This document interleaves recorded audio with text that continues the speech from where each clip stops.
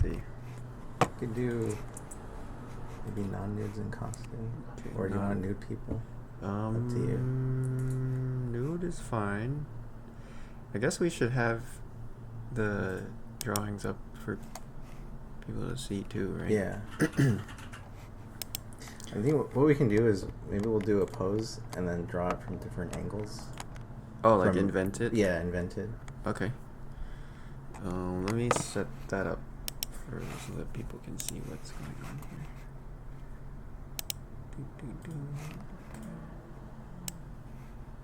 Are we gonna have a timer too? Oh, if you want. Yeah. Okay. Oh, so this is what they see. Yes. Something like that. Oh, is it live right now? Yes. Oh, shoot. It is live. We are live. Hey. Oh, God. Oh, Jesus. Is that big enough? Yeah, I think Maybe so. that's big enough. Okay. Can you put text of like the site, like characterdesigns.com? Oh, yeah. That way people can just. Okay. They don't know that they're live. I don't think they Characterdesigns.com. And also figure sketching with Kirk Shinmoto, aka Kirk the Human. Characterdesigns.com. Okay, good enough, right? Cool. I hope. So, hello all two people. Welcome. We're drawing some figures today with Mr. Kirk. Hello. Do you wanna hear? You can control the. You can find. People. What do you want? Use your human brain to find find a good drawing. Well, here, maybe something like this.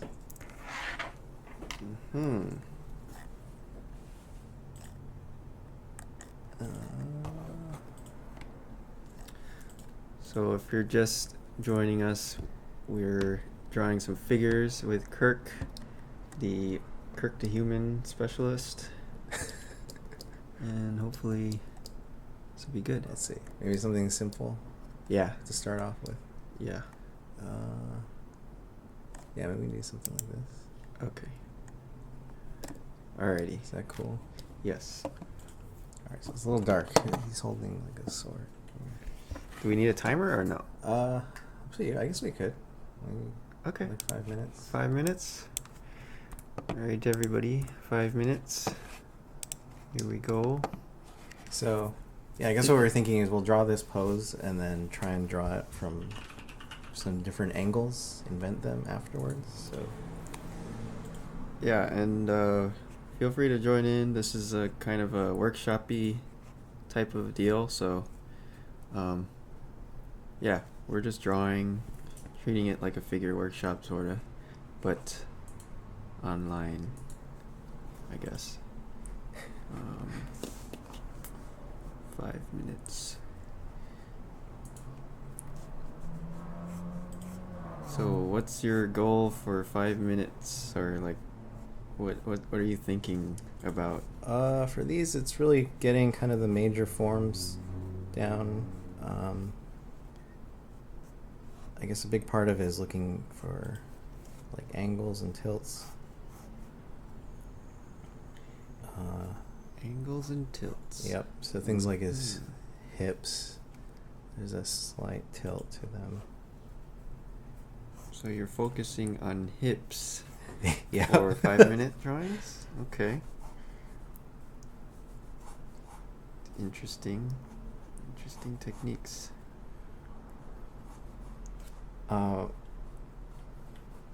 Yeah, and I guess for these, one thing to look at is sort of or think about where the eye level is here. So we're really looking down at his feet. So our eye level is probably going to be a little bit higher, maybe around his chest or so.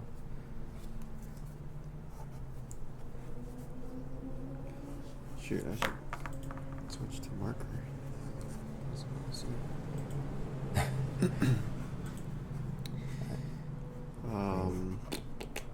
You can get scribbly with it too.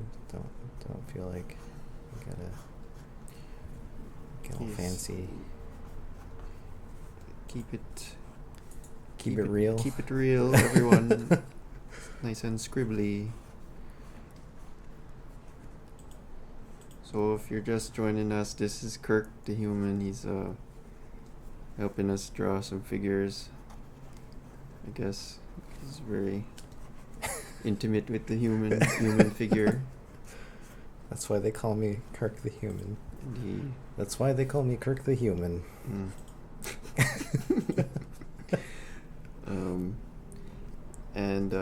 Yeah, I don't know if any of you guys from the morning stream are here, but welcome. Wait, let me check the chat. I should probably check and see what's going. Oh shit, there's some people here.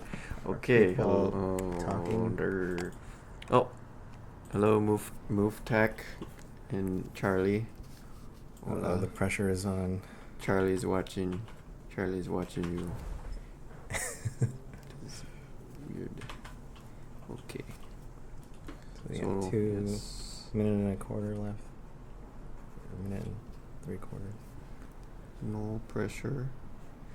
How many of you guys go to figure drawing sessions, like in real life? Or is this your first time seeing this kind of a figure drawing thing? There's kind of a delay, so okay. All right. Yeah. Why don't they answer? They're just busy. They're busy drawing. I hope so. 1 minute.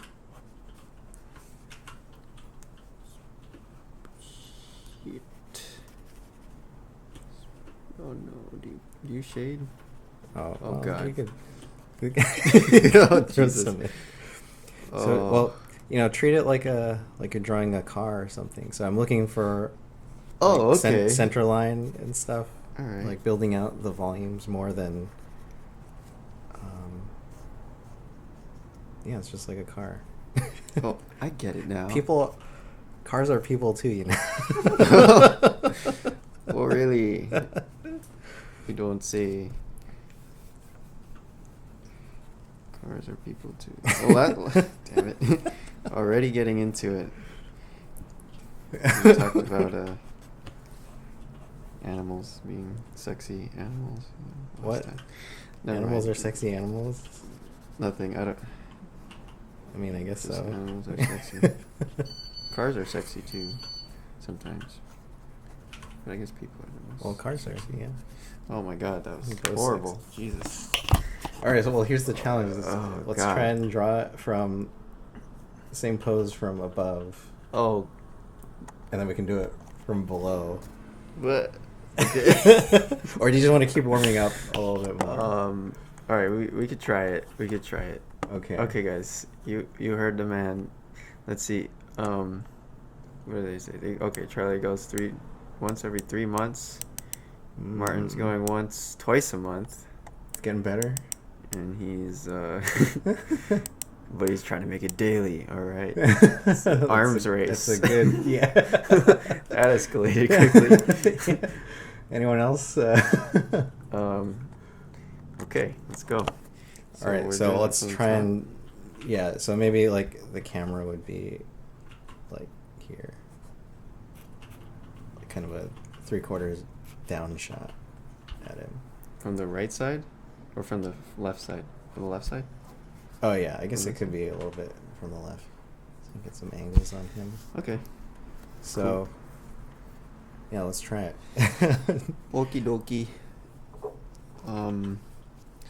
For those of you just joining us, we're doing some invention drawing now, I guess. We're trying to draw this dude again, but from a different view. Mm-hmm. And I'm just gonna watch Kirk. I'm cheating here. All right, let's see. So we're seeing from above. So everybody watch Kirk now. Oh no. Don't fuck up.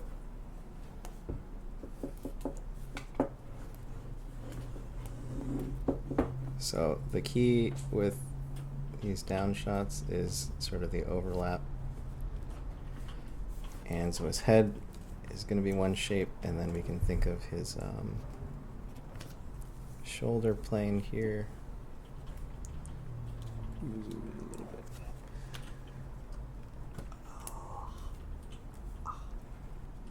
And man, this is a little nerve-wracking being on. Don't fuck up. That's the secret. Everybody watching you. The internet won't forgive you. Oh no. Excuse me.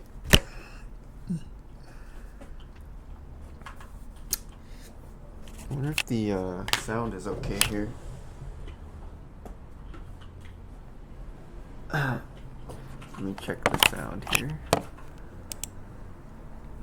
Testing, 1, 2, 3. How is the sound? I think that's okay. I hope. Oh shoot, I have to catch up here. So when you're drawing the top view, do you usually put like a unibrow on? Yeah, on your everyone gets people? the unibrow Okay. when we're drawing from above. Okay. I guess this is just like drawing a rocket ship Mm-hmm. from above, right? It just overlaps and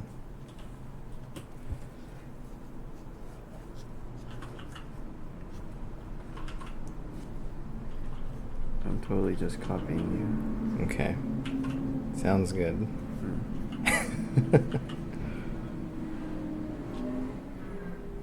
Damn, this is hard to do with marker.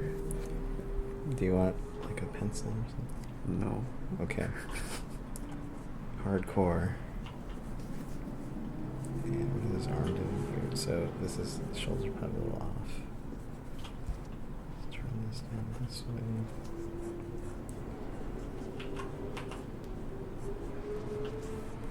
I guess he's holding a sword here. Alex says, "Fool started so fast!" Exclamation! And then Move Talk says, "Can you please talk about your thought process in keeping everything in proportion?" Oh. Okay, yeah. So basically, if we look at this torso, let's grab another color here. Where's this one? Yeah. So if you look at the torso here, through the groin, if we divide this area in half, that gives us where the rib cage sits. And then if we divide the second area in half, that roughly gives us the pelvis area with the obliques here. So if we're thinking of this in perspective, it's just a matter of kind of dividing down into halves here. So half of this box, if we just estimate it here, or you could, if you want to go crazy, you could X it off. Which actually lines up pretty well. But that will kind of give you an idea of where that rib cage would sit. And then halfway down again, roughly, that's going to be where we get our pelvis going here. So when I'm building out these shapes, I'm kind of looking at how they divide up in those proportions in space, if that makes sense. And then this would, the pecs would come in roughly about halfway here.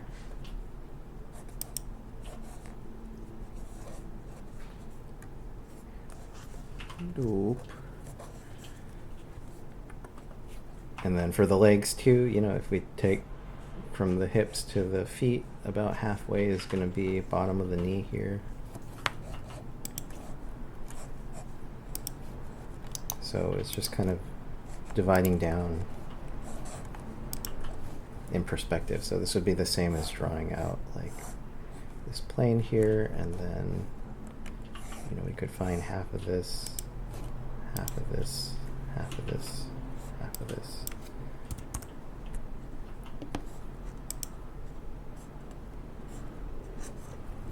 Oh shit. Can you repeat that, Kirk? Just kidding. I'll watch the recording. Okay, watch it after. But yeah, so this is. It's just finding halves, basically. So the body will fit into, what is this? 1, 2, 3, 4 units, whatever a unit is. Like Wait that. a minute. Oh, so that's in perspective. Okay, so that's in Yeah, perspective. that's kind of in perspective. And then it's just into quarters. Yeah. Well, Quarters. For the torso area is quarters. If we take this whole thing, it's going to be from head to the groin is 1 unit, and then that same unit down takes us to the bottom of the feet here. Wait a minute. Wait, can we do this in flat view real quick? Yeah. So. Okay. It's half. Well, you know what? Here, let's start with.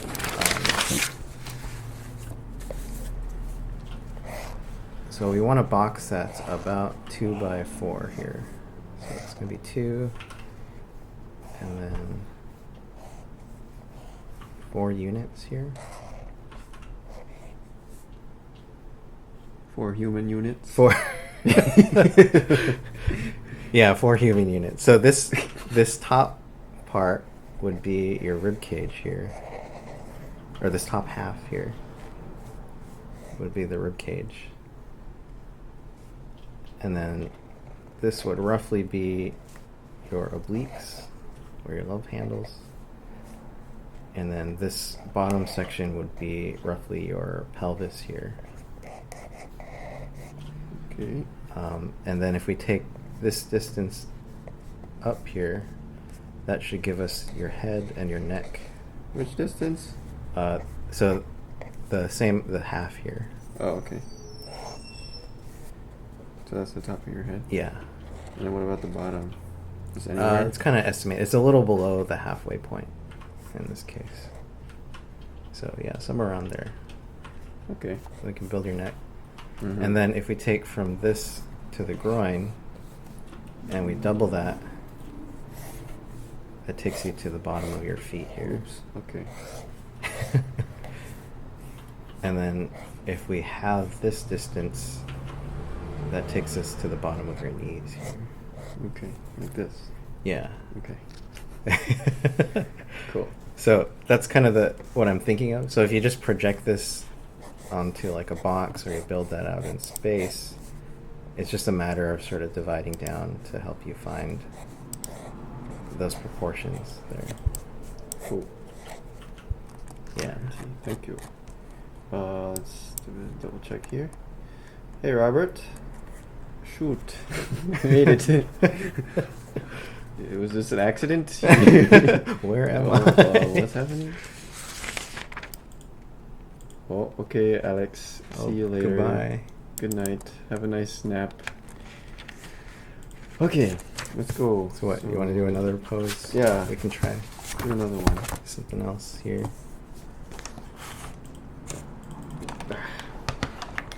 Oh, another version of this guy? Yeah, I guess so. Kirk, they want to see you in action. And some Let's cues go. from him.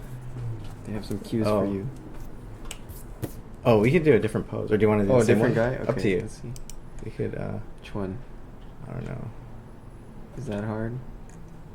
Are We these could hard? do, What about this? yeah, yeah, that's good. Okay, here. Can you guys see this? I hope. Yeah, okay. Run the timer here.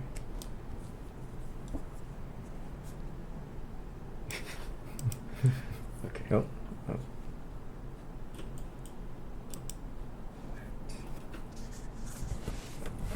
Oh wait, did I? Yeah, oh, wait, well, Did I change it? yeah, we could, I mean, either one. Whatever. Okay, let's just do Okay. this. Jazz hands. Let's go. Jazz hands.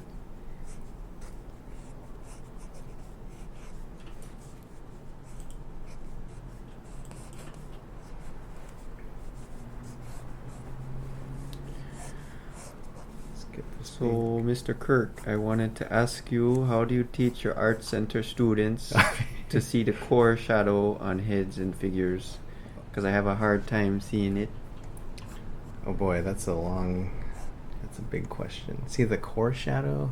I want to see the core shadow on the heads and figures, because I have a hard time seeing it. Well, basically that is the core shadow. A lot of times is kind of played up. So like if we look at this reference here, a lot of the shadows kind of break down into one value. We're not seeing a strong sort of core, because the core happens when we have a light and a dark. But then, if this is sitting on a surface here, we have a light bouncing back into this. So when you have a core, there's this dark plane between the shadow side and the light. And basically what that means is that there's a light source, or there's no light source hitting the form from this angle, where we have a light one, or a strong light source on this side, and then a bounce light, which tends to be a little weaker. So when you're adding the core, you're basically saying that there are 3 planes here that break up the form. So sometimes, like with this reference, we see all this stuff as kind of one big shadow here.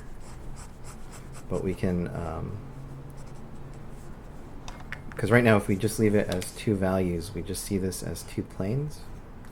But if we add a core shadow here and we darken up the corner of this form, then we kind of feel this form turn a little more gradually, if that makes any sense. Does that make sense, Fawn? Sorry, I was could you repeat all that? Oh, sorry. Well, can we see what? Oh yeah. Let's sorry. ask him if it makes sense, because that's the important thing. Oh. Who cares what Vaughn thinks? Damn it. Let's see. He's just speechless. Oh, well, perfect then. His brain exploded. Just okay. It's Pete Young. Hello. Australians can make it to the stream. Yay. What time is it over there now? I don't know. It's World probably. clock. Yeah, actually, we should get that. Please draw Cookie Monster next, TY. All right, we can draw Cookie Monster. 7:20 a.m. Jesus. Ooh. Damn. How's it going? Robert says, yes, it kind of makes sense, but I still don't get it. Yeah. Okay. I'm going to have to try again. You gotta try again. Yeah, maybe we'll do some longer poses, and then we can do some more rendering, I guess, if we want. Might need you to log me back in between sketches. I had to restart it.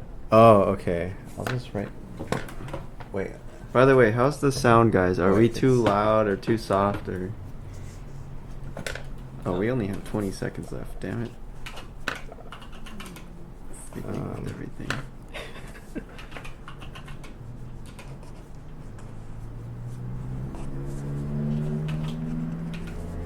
Oh, by the way, Arthur Loftus is also here. He's always here. Don't tell. Whoa. You get it? You get it all? Yep. Is this cap sensitive or something? I did a Oh, really no. good job. Oh, it should be lowercase. I did a really good job, guys. Oh, gotcha. Okay.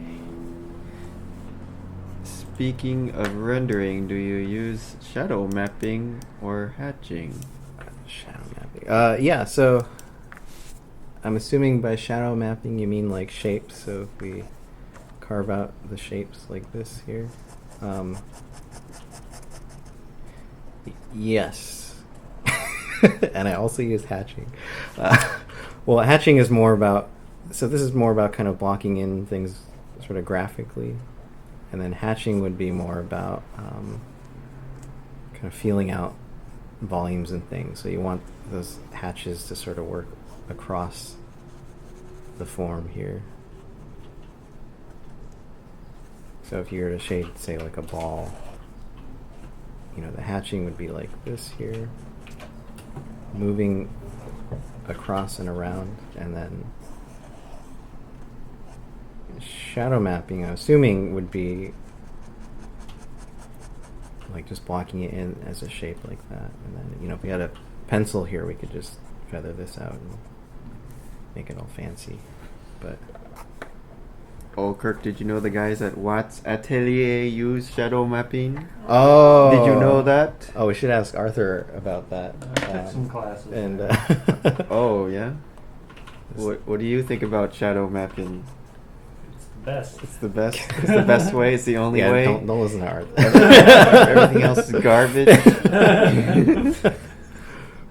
Muftak uses ray tracing in his brain. Oh, dang. Yeah, that's crazy. I mean, Goodness. Yeah. yeah. I can only do ambient brain occlusion. tracing. I can only do OpenGL in my brain. Well, you know, if we draw this arrow here, we're basically ray tracing how that light is reflecting into here. Mm-hmm. There are just like a million of them, so to save time, we don't draw all those arrows. We can just draw Okay. one. Yeah. I get it now. I think I got this. All right, let's keep going.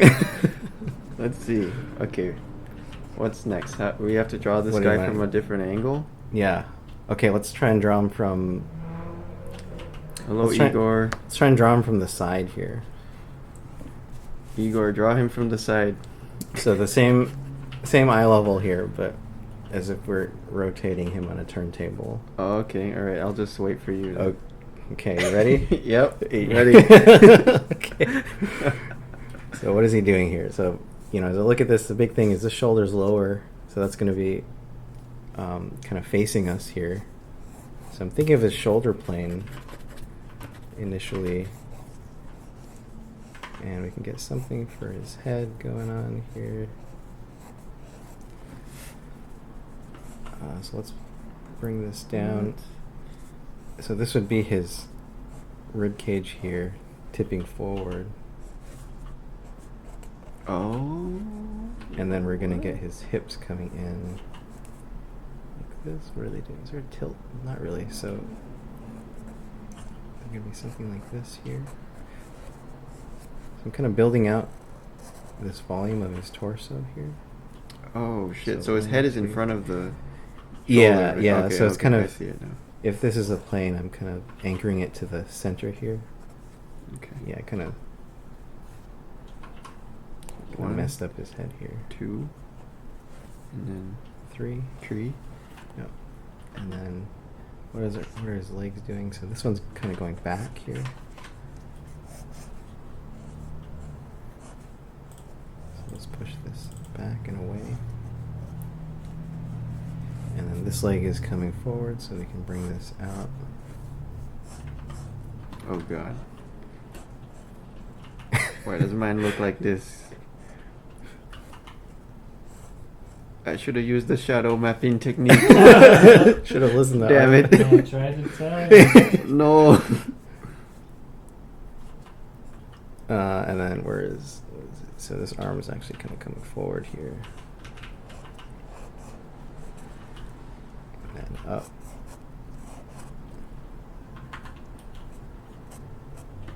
And I guess it's facing out towards us here.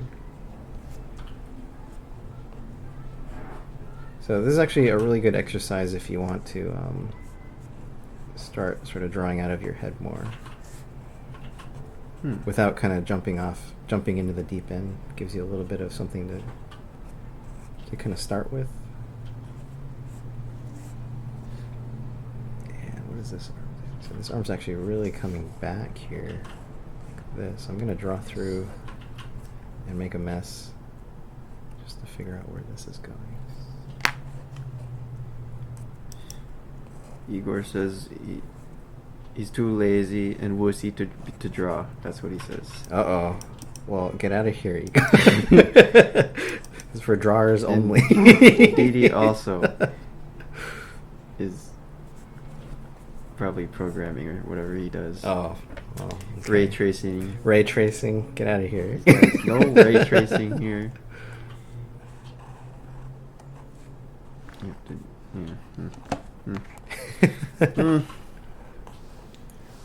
Okay. This is cool. He's got some interesting poses here. Yeah. Yeah. Pretty good. Looks like doing a zombie. Yeah. I mean, that's what the pose is, right? Oh, yeah. The thrill. All right, well, you want to do Okay. another one? Let's see. Whoa. Oh, you want to try this one? Okay. All right. Let's try this one. We really got him kind of leaning it over here. We're getting a big twist, so finding that center.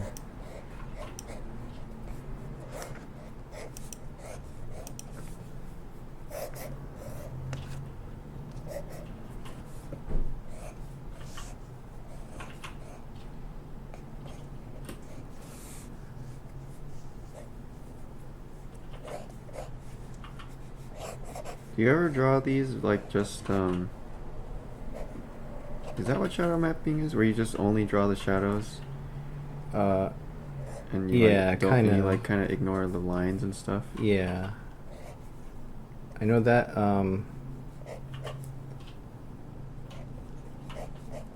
that style is more about kind of the rendering and revealing the form through the light as opposed to It's like painting based. yeah, it's more directly related to painting. I feel like I've been trying to do that more, just drawing like that in general. And it's, I don't know, it's helpful to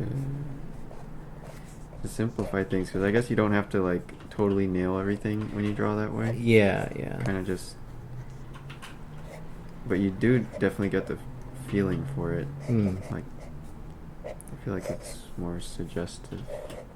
Yeah, it's really good for, I mean, it's really kind of driving towards more illustrative work where you're really composing and designing the sort of graphic read of things. That's the thing about Watts. A lot of those guys are there training to be like fine artists or illustrators. Yeah. So their ultimate goal is to be really good painters. So they're basically using that style of like charcoal drawing to launch them into that as quickly as possible. Oh. But if you're aiming to be like a board artist or something like that, where it's all about like the pose and the energy of the action, and especially if you're using it specifically for animation, then it might not be a priority to get like perfect shadows. Yeah, I mean, I've seen videos of those guys just sitting there rendering for hours. Yeah. What? Like, with no sound, just rendering? I mean, kinda, yeah.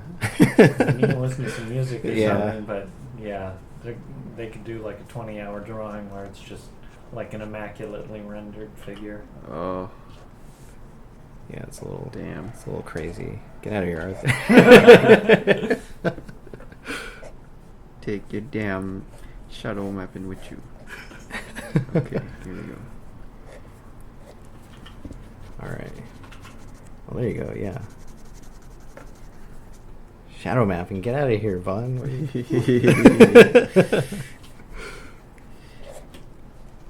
Oh, I guess there's no time for this, huh? So we could go... We just render forever. Yeah.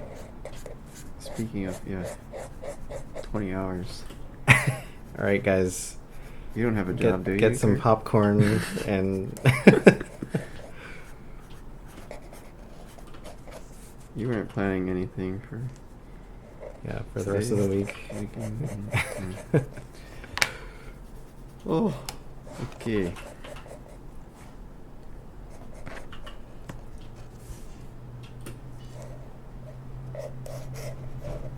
Is Watt still open? Yeah, I think so. Yeah, it's in San Diego. Oh, okay.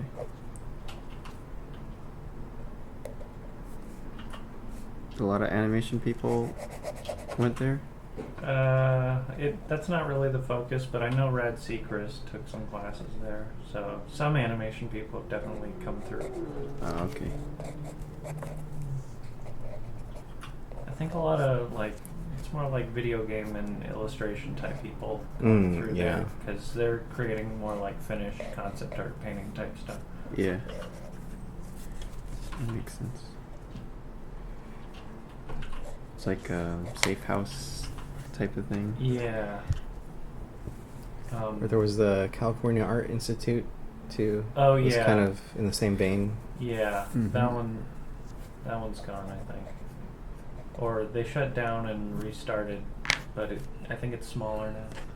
Oh, so it is kind of still going. Yeah, one of the teachers there rebooted it. I haven't been by in a while, but some of the former guys are still out there. Cool. And then there's C2 Academy. Oh yeah. Well, that's kind of different though too, right? I think it's supposedly the same sort of fine art based. Oh yeah, it is more fine art, but I think Yeah. like Charles is there and stuff. Yeah. But it's not like the Riley method type stuff. Yeah, Watts is probably the biggest like Riley method place on the West Coast. Yeah. Who's Riley? There's this like New York illustration school guy, Frank Riley, and he like developed a method of drawing that is sort of about like finding rhythms in between the muscles and really emphasizing those to like emphasize the gesture. And there's literally like a Riley method diagram that is sort of like an overlay of the body, but instead of showing you just where the muscles are, it focuses on showing you curves where different muscles come together to form like my teacher always called it like a string of pearls, but it's basically like where you can find rhythms in between muscles so that they form like a bigger cohesive shape. Cool. And he was all about that. There's like a face diagram where he breaks down these rhythms and a body diagram for the same thing. Yeah, he sort of spent his life developing that system of like abstracting the figure into kind of like rhythms and stuff. So once you know that system, do you see it a lot, like in drawings and stuff? Yeah, I guess For if you people. were like practicing drawing that way all the time, you would just naturally see it in people's face because you'd be looking for it. I mean, like actively. you see in other people's drawings, like professionals that are using the Riley method, you can be like, oh, that person definitely. Yeah, I would think so. Like, yeah. Like what's Watkis? John Watkis? Yeah, like he went to Associates. Associates, yeah. Yeah, and those guys, that was the Mark Westermo school. Like Mark Westermo was a Fred Fixler student, and Fred Fixler was like a big Riley method, maybe the biggest Riley method advocate on the West Coast. And he taught Mark Westermo and John, the Watts guy, Jeff Watts. Like he came from that school, and Glenn Orbick. Wow. All those dudes. The masters. Yeah. Let's see who. Robert says, speaking of the Riley method, do you think it's just making things more complicated or simplifies them? I mean, the idea is that it simplifies things because you have something specific to look for instead of just copying every little nook and cranny that's in front of you. But, I mean, it is an extra layer of information on top, so if you don't know what to do with it, then I guess you might just be confusing yourself. That's why it's good to take a class about it instead of just looking at the diagram and trying to reverse engineer it. Okay. Yeah. I mean, for me at least, I find it less useful for the body overall just because it moves so much and like at different angles, it doesn't always necessarily work. Yeah. But for things like the head, it's actually really useful because it's kind of like a solid form that's just rotating in space. So you're going to see those same gestures sort of move regardless of... Because the head's not going to, like, bend in half. Yeah. Well, I guess it could. Okay. Anyway. Anyway, yeah. Carrie Tall says hi, Kirk. Who's Carrie Tall? Oh, that's, I think that's Qual. Qualtama.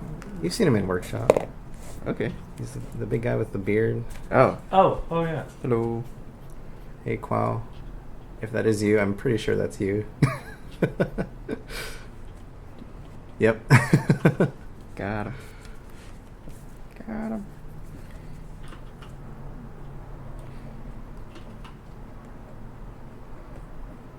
Yeah. Sorry, I never, like... I feel like I know all these faces from figure drawing. And I'm... You're a visual So dumb. learner. Yeah, I don't remember everyone's names either, unless they talk to me like 20 plus times. Mm-hmm. Secrets out. Yeah, secrets out. I probably don't know your name, but I will recognize your face.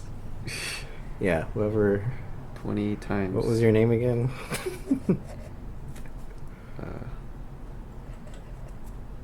Yeah. All right. Hmm, Well, we okay. can. You want to do another Yeah. pose, or do you want to draw them from a different angle? Oh man, this drawing from I You guess wanna I be- guess I should. you wanna be 'cause it's- painful? it's hard. It's painful. Yeah. Well, okay, so let's draw him from behind, so you're seeing his my back. God. Okay. All right. All right. So, well, the first thing you can do is just flip the silhouette, Flip the silhouette. because he's doing the So same he goes pose, this right? way. Yeah. So his shoulders leaning Okay. the other way. So he's just going this way now. Okay. I can do that. I can draw him backwards.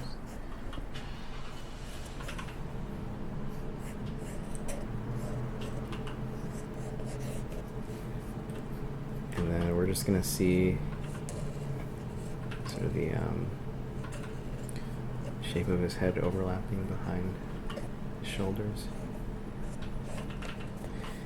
Wait, Robert says, does Kirk teach the Riley method when drawing heads, or the same as Will Weston? Oh no, I'm more in the vein of Will Weston, I would say. Does Will Weston and Riley hate each other?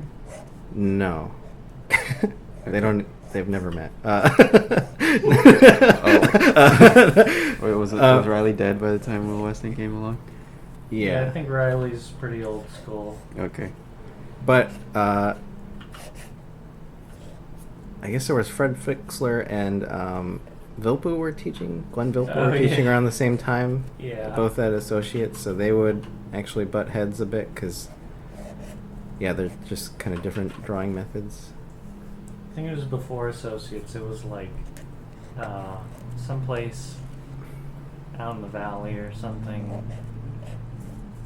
Some school that I don't even know if it exists anymore, but yeah, I guess they didn't care for how each other drew, and Words shadow were weapon. exchanged. yeah, angry words were exchanged. Damn. I don't like the way you draw, buddy. Yeah.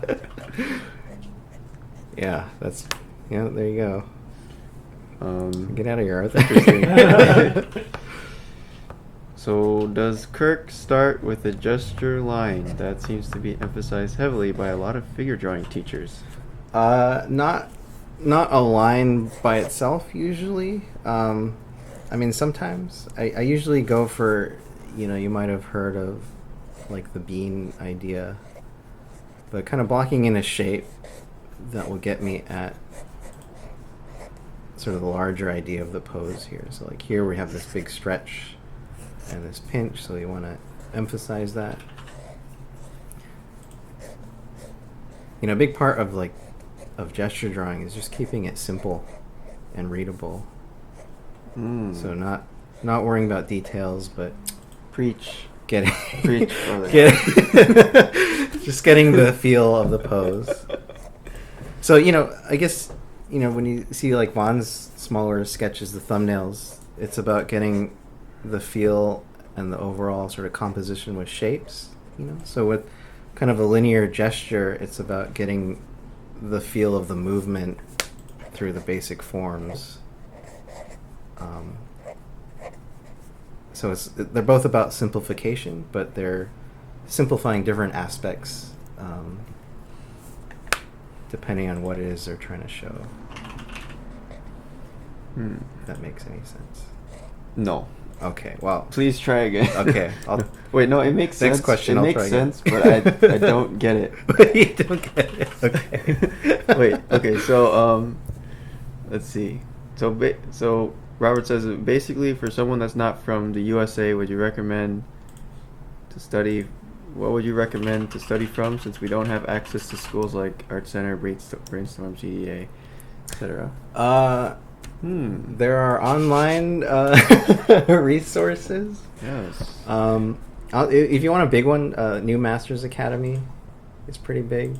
They have a lot of the West Coast teachers doing videos on there. If you want some free videos, you can visit my channel at the Kirk YouTube.com. Yes, the link is in the link in the description below. Yeah. Everyone. I started putting up some tutorial videos on my process and stuff. Yes. And you'll have Yeah, more videos. Yeah, there are in the more future. videos coming. I'm working on it. Mm-hmm. Yeah, but the thing is, all have different styles. And yes, I know you're a channel. Big fan. You should upload more. Damn. Damn. Shots fired. Yeah, with all the different instructors, like I would just find one that you feel comfortable with or that makes the most sense, trying out their process, and just stick with that for a little while. And then once you kind of get more comfortable, you can start to look at other people, and those, basically everyone's saying the same thing just in a different way. So whichever way you understand more.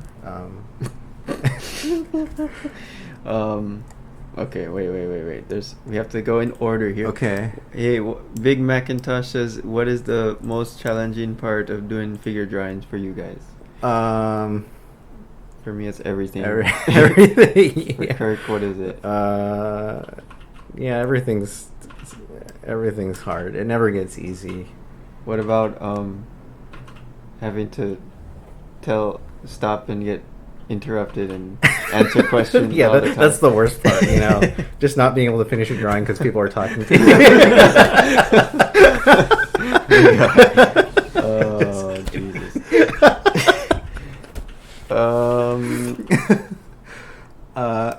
Okay, and next we have. Next question. Next question is. Senso G says subbed. Yeah. Michelle Lynn. Kirk, can you share some tips on sharpening pencils? I could use a few pointers. Oh my God. Damn.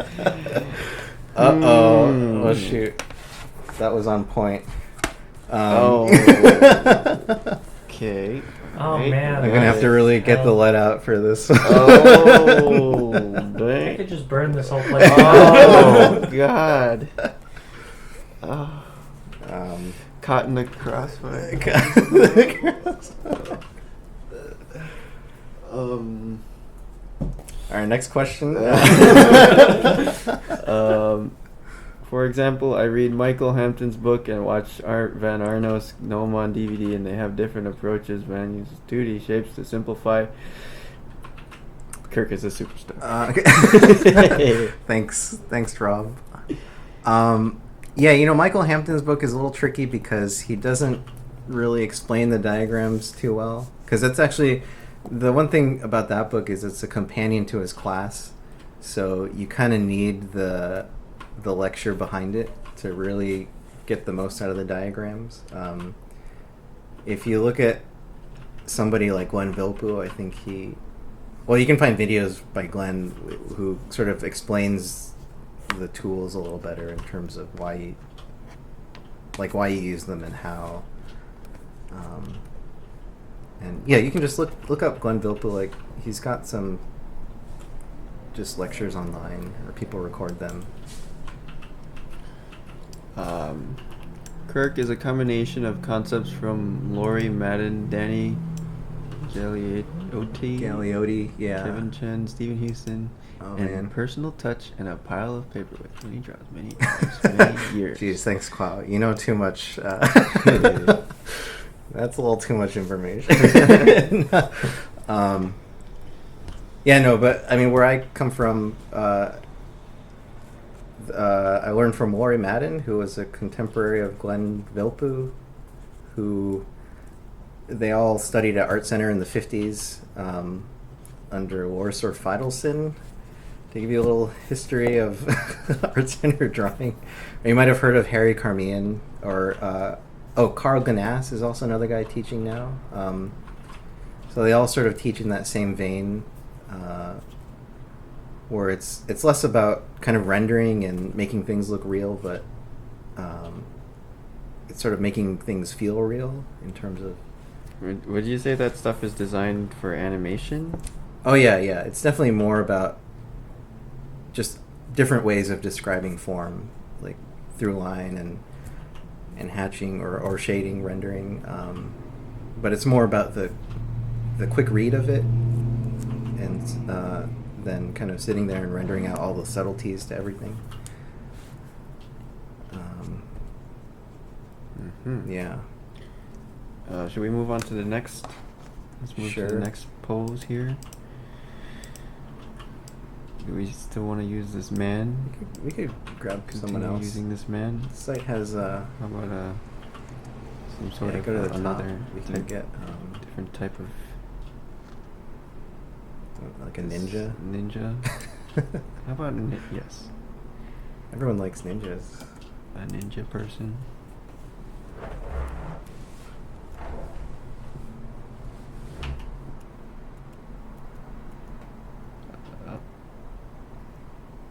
A pantsless ninja. Yeah, pants. That's the way to go.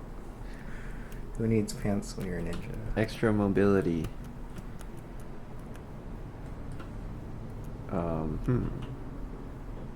Yeah. Okay. Like that. All right. And then Dee Dee says, "What about Red Pen? I like Michael Book, but I think Andrew Loomis is helpful too. What do you think of Andrew Loomis?" Oh, Michael's book. Andrew Loomis is definitely in a different vein. He's more, I think he'd be closer to kind of the Riley method, where it is more about sort of rendering and shading. Yeah, I mean, his book is great. They just don't go too in depth in terms of like constructing and stuff like that, except for maybe his head drawing book. Bern Hogarth. Yeah, you know, Hogarth he's really good. He's a master, but I think it's a matter of taste. People love or hate him. I think he's all right. Like, I definitely learn from his books. The thing is, like, they're very clear. So if you're trying to kind of figure things out, it's helpful. But yeah, he goes a little too crazy with with the anatomy and the muscles. So they're too buff. Yeah, everyone's sort of too buff, and every single muscle is flexing all the time. Oh. Which, whatever you're into, man. The school walnut drawing. Yeah. What? Walnut drawing? Someone was joking that it's like his figures look like a bunch of walnuts like coming together. Just 'cause damn. everything's jacked and flexing on both sides constantly. It's flexing on both sides. Yeah. Oh, I see. Yeah. If you're truly I see. jacked, you can't help it. You You're also a- can't move. You're ambiflexurous. Mm. Yeah. Right. God. Oh man, you got a lot of questions. Jeez, they just keep flowing. Oh, man. Ultimate figure drawing question. Oh Yeah, you that was already the got Bern one. Hogarth. Will Weston's Instagram is helpful, but it takes a lot of digging to put one and one together to get two. So basically, the closest to art center level of education on your own is Vilpu. Yeah. Also, yeah, look up Carl Ganas. I'll write his name down here. He has some videos from his class up. He has a YouTube channel too. Hello, Fierce Badger. Oh wait, I totally misspelled that. There you go.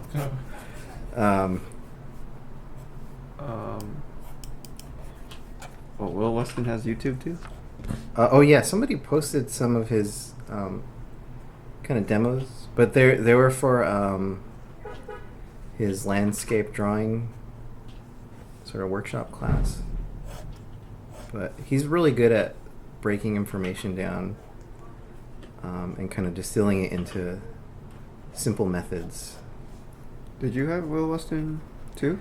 I had him for visual development, but he actually came in a little later to Art Center when I was there, so Oh, okay. I didn't have him for figure drawing.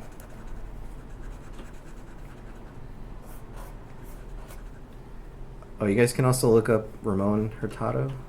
Oh yeah, Ramon's He's- a huge Will Weston. Yeah, he's really good. He posts a lot of demos on his Instagram too, which I think are useful. Yeah, it's Ramon Hurtado.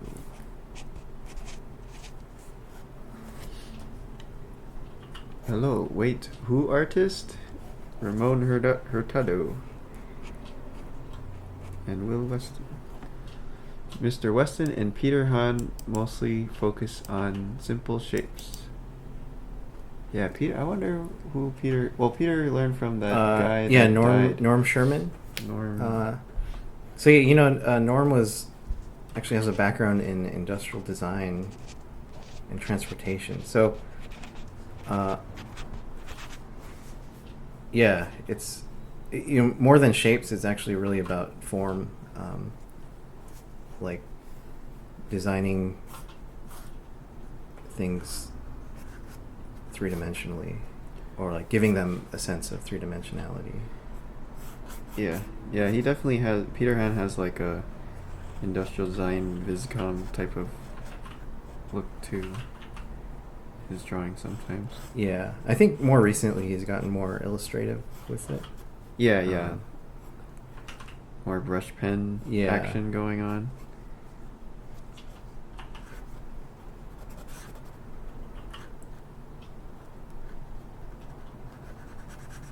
But yeah, Norm taught a class called dynamic sketching, and it was all about going out on location and sort of, it's really looking at things and sort of breaking them down into basic elements so that you can use that information in your art, whatever you want to do with it. And it's just about teaching you to sort of see analytically rather than just copying shapes and just drawing exactly what you see.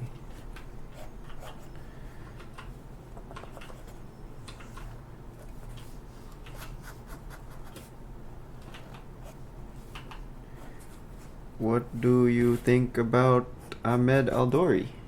Oh, actually, I was looking at his work the other day. He's got some cool stuff. I like his drawings. Yeah, I like his work. Wait, he's the guy who does lots of videos on Instagram, right? Or no? Does he do it? He has a YouTube channel, I know. Oh, I'll look at it maybe. Do you know who that is, Arthur? No. There's one guy who does really, really, really tiny drawings and videos on Instagram. Tiny. They're really cool.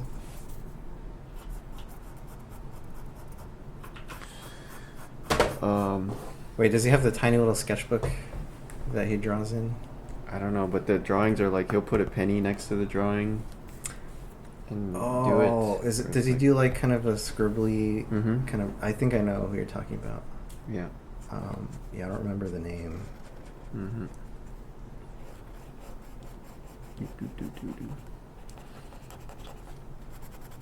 Sorry, we forgot the name. Try to find it and post it up later. The hardest thing about dynamic sketching classes are complicated vegetation and environments. Yeah, that's the hardest thing. I never had a dynamic. Sketching class. Really? Yeah. What do you learn in those? Yeah. Well, yeah. I mean, with like things like it. It's all about designing. So it is being able to look at those complicated things and break them down into simple ideas. So, I mean, one example is like, if you're looking at like a tree, and this comes from Will Weston actually, but breaking the pattern, if this were like a palm tree, breaking the pattern down into a simple idea like this, and then we can overlay the detail or the texture into that structure. Oh. Instead of Yeah. looking at it and then trying to copy each little shape like that. That's cool. But it's looking for those patterns and seeing how the world is designed, so that you can break things down, and this could easily become like the scales of a dragon or something, right? That's cool. I never thought of that for some reason. But yeah, that's what those classes are all about. Dude. So when you break it down this way, it becomes something you can memorize, right? Yeah. And you can use that for whatever. So this would be the same as drawing like fish scales. Like a fish, you could do kind of a similar pattern here.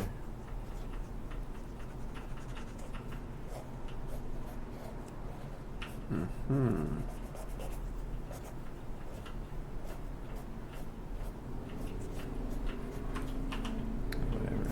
Cool. Yeah. And so they do a lot of like texture stuff in those classes too, right? Yeah, a lot of the exercise is kind of they'll do something like this where it's a gradation, and then you come up with some interesting texture, and then how do you sort of fade that out so you can start to describe value with it, But And then like map that onto a 3D form. Yeah. Do a wire grid over a 3D form like a sphere or yeah, exactly. cylinder. Then we can apply that texture to something three-dimensional here. oh shit, that's Yeah. good exercise. Yeah.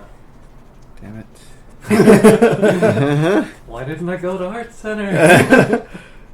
No, but yeah, and so the key here is like, taking those 2D shapes and then thinking about how they can relate to a three-dimensional volume, or how you communicate three-dimensionally with this.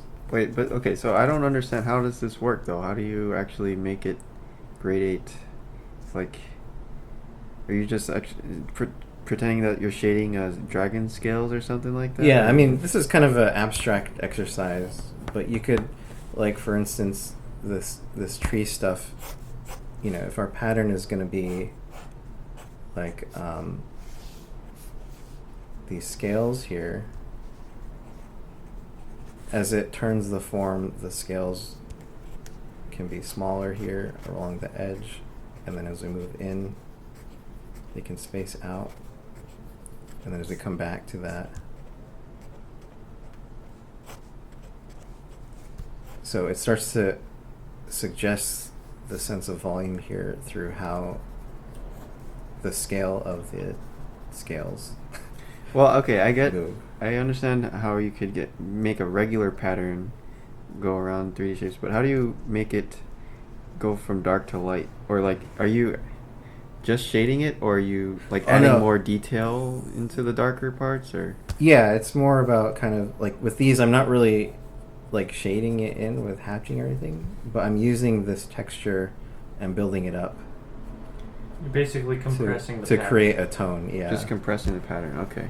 Or stretching it out. yeah. But you're not like creating new details in the compressed areas. You're just No, repeating. Yeah, you're just repeating Just the repeating. same thing. Oh, okay. So a big part of this too is just mark making, like finding, instead of just doing the normal hatching like this, Mm-hmm. you can you could do it with squigglies here, and then, you know, what kind of surface would that kind of allude to or evoke with the mark making? Oh, okay, like a hairy gradation. Yeah, thing. something like this. You know, it could be, yeah, hair, I don't know, wrinkles. And then another exercise they would do is like, we'd take a form and then we'd do like a cross section of it here, like this. And then we'd have to wrap a texture over the top. And then we would, maybe it has like a thickness to it, so in this cross section area we can show the different kind of textures inside of it here. So maybe this is some kind of seed pod. I feel like an art center student already. And I feel like watermelon. yeah. And a big part of it was like clearly communicating, or having kind of a vocabulary to clearly communicate what you see in the world, you know. So the more you practice this stuff, you have a broader toolbox to kind of express with. It's good to know. Good to know. Yeah. Yeah, I think in Will Wesson's class he took that and basically turned it into a landscape where like the pattern was trees on a mountain, and literally like the trees getting denser as the form turned kind of showed the surface of the mountain as it turned away. I'm gonna try that.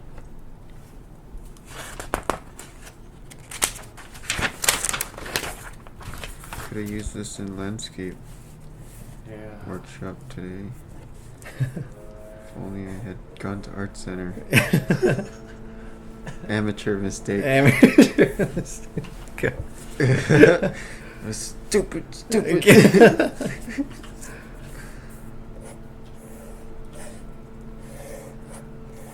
Oh, so you took Will Wesson's dynamic sketching? I had his like composition and like background layout class. Oh, was that at USC? No, at the Animation Institute. Oh, like okay. AAI or whatever Yeah. is like $50. It's so cheap to take classes there. Oh. But you have to live in LA. Uh-oh. They probably fill up super quick too. Yeah. I imagine those don't. Yeah. stay up. Robert says, Kirk, can you explain how you attack something heavily loaded with leaves or lots of branches? Oh, yeah. So the idea is that, if we're drawing like a bush or something, we just want to go for the general shape or silhouette here. And then I had a painting instructor named Mike Humphreys, and he would always say, "You just tickle the edges." So we just we have the general shape, and then we tickle the edges with some That's so great. some leaves and stuff, so that Finally. it evokes the it evokes the feeling of the bush without having to draw everything out. And if we want to give this more volume, we can take that same texture inside and start to build it up. And what I'm thinking of here is really just this sort of corner of the form. So that acts sort of like the core shadow of a form, if we're to think of it that way. If we're painting, we just block this in as two values, and then we tickle the edges here with... You motherfuckers. with This whole time. Shadow mapping. This whole time. He was a liar. And then to create a gradation, we can... Oh. See, you come from the tickle school of art. You filthy... So I hope you guys aren't tickled. We can gradate that pattern into the light to fade it out, but maintain that same sort of texture.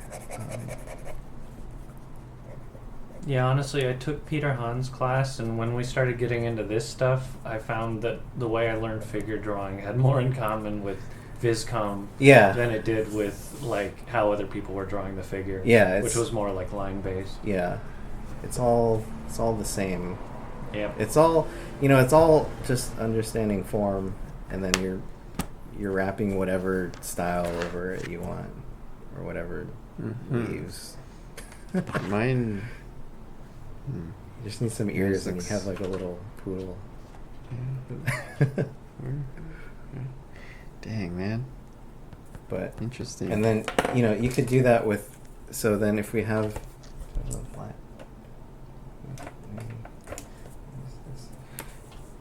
Then you can just overlap shapes like this here. Maybe let's do one in front. So we have. Maybe we have a light shape in front here. Maybe there's some other darker things. So we can separate it with the values, and then we can just tickle the edges on this one, and then move inward. Here. So the light can tickle the dark, and the dark can tickle the light. Is that how it works? Well, I mean, yeah, you can. It's just about silhouetting the shape. And these would be two different value ranges. So we could come in here, and with a darker pen, we could give this volume by shading it like this, and then we can give this one volume here by shading it like this here. Okay. Okay, so yeah, the key is like thinking of that big overlap first as these two separate entities, and then you kind of key them in. So one might be dark, and one is light. And then you just try to maintain that difference to get that read, right? Cool. So. All right. Yeah. Don't have to go to Art Center anymore. Yeah, there you go. That's. This is basically all the things that I was missing, right? That'll be $20,000. Yeah. It's a pretty good discount. Yeah, dude. So cheap.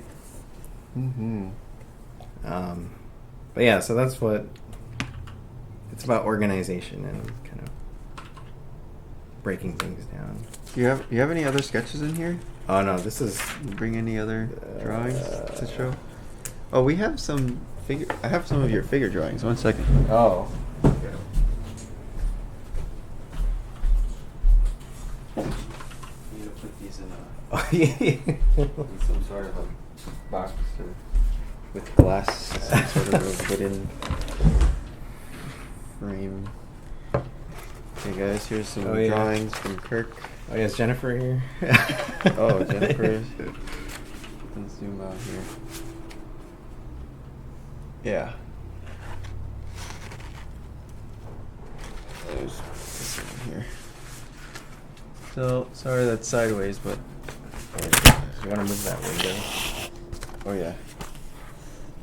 Just minimize it. Right? Does that work? No. Okay, yeah. So we have, wait, what happened here? Oh. Who's this? Is that... Wait, what? Which model? Who's the What model? This model is... Oh my gosh, I can't remember her name. Alright, never mind. That one embarrassing. Betsy. Oh shoot. Oh no! She sees this, she's gonna kill me.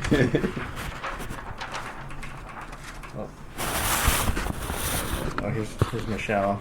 Oh, yeah. Michelle. Is this Sarah? It's, Sarah Streeter. Sarah Streeter.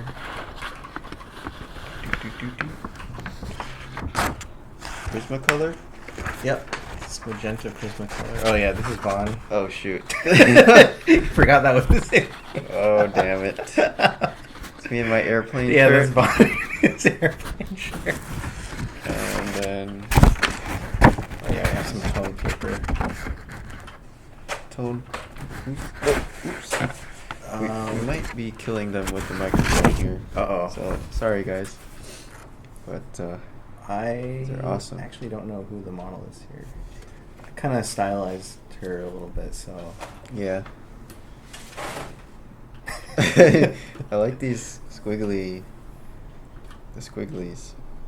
Oh yeah, like the Yeah. hatching, the white hatchings. Yeah, that's cool. Pretty dope.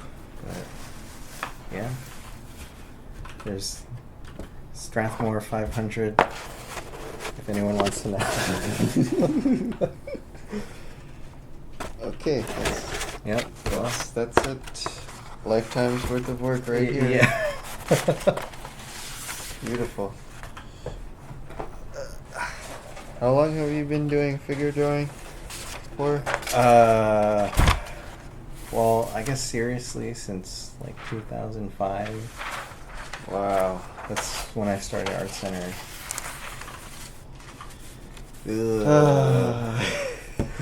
Oh God. Let's just roll these back up. Jesus. And, oh yeah, and you should tell them how like your stack of. Oh, the stack Oh of my papers. God. Yeah, I have a stack of papers that's around 4 feet high in my room of 18 by 24 paper. Yeah, we're That's actually in the nuts. process of moving now, so that's gonna be fun. Good times. But yeah. 4 feet. Okay, let's see. Who's next? Oh, who are Let's Kirk's see. favorite artists, illustrators? You know, I think my all-time favorite artist is this Australian guy, Ivor Hele. So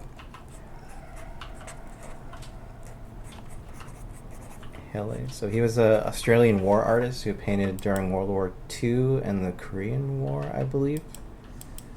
Oh, should I pull him up? Oh yeah, you can bring him up. Ivor Hele. He's like inspiration for Ashley Wood, right? Oh, Is is that- he? I would, I wouldn't be surprised. Yeah, the palette's pretty similar. Yeah.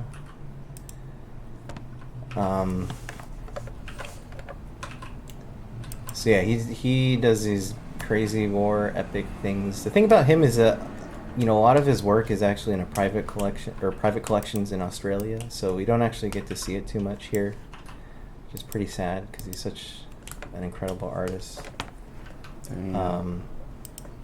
Yeah, so after painting during the wars, he pretty much just did private commissions, and he had a house on the beach, and he would just draw in the morning, paint in the night, and draw his wife naked all day long. He was kind of a recluse towards the end of his life.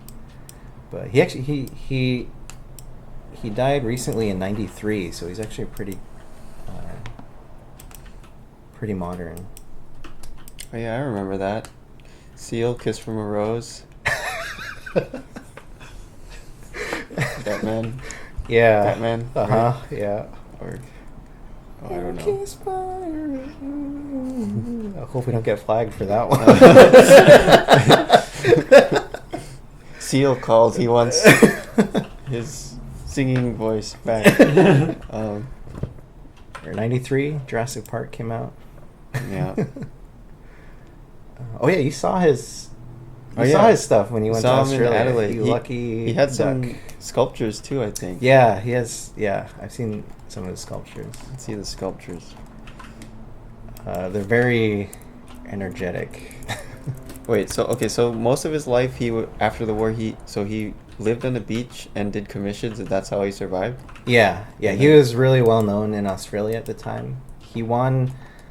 There's an art competition. I guess it was the biggest one in Australia, the Archibald Prize. And Archibald? he won it. I think more times than any other artist. Wow. Here we go. Yeah. Wait, that's not him. No, his sculptures are rougher. I think. Well, the ones I've seen at least. Ooh, look at that hand. Yeah. Dang. Beautiful. Oh. No. Is that him? No, that's not. Yeah, so he's actually like really good at multi-figure compositions, which I think a lot of artists don't do that much.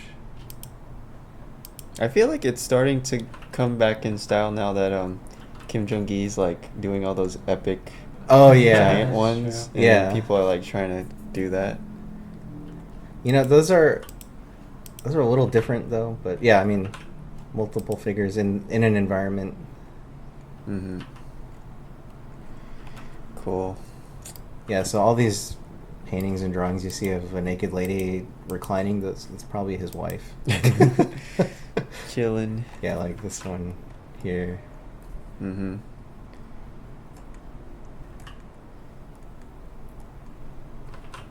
I mean, I guess it's easier if they live together. Yeah. Right. Yeah. And maybe she was narcoleptic or something, so he just had she just fell asleep. Buy your wife some clothes, Yeah, man. yeah. Jeez. Okay. Cool. But yeah, he's pretty good. Pretty good. Not Yeah, bad. yeah. Not bad. He's practiced a little bit, probably. Let's find someone new. Whoa, what is this? Oh. Black bustier female Asian model? Yeah, you Okay. clicked on the right one, I guess. What is it? What kind of gun is that? It's a P90 with But it kind of has crazy a scope on scope. it? A P90 with a scope? Is that... I don't know, man. Okay, let's do it. Okay, let's do it. I need to draw here. Enough small talk.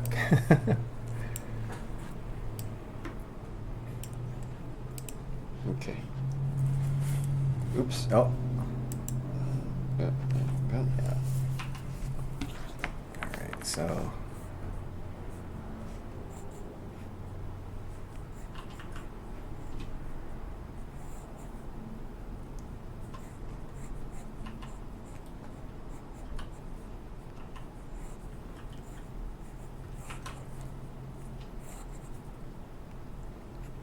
Have you done any multi-figure compositions lately? Nope. Ever? I did some in school for homework, but I just haven't painted a lot recently. But I heard you're done with work now, right? Kinda? Yeah, kind of taking a break from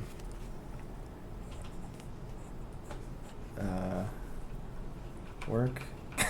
Okay. Yep. That's a thing. Yep. It's a thing that you're doing, right? Uh-huh. Yep. So yeah, maybe I'll do some. You know, I've been listening to the Necronomicon, H.P. Lovecraft stories, Mm-hmm. and I kind of want to do some illustrations based off of that. Yep. Maybe pick a short story and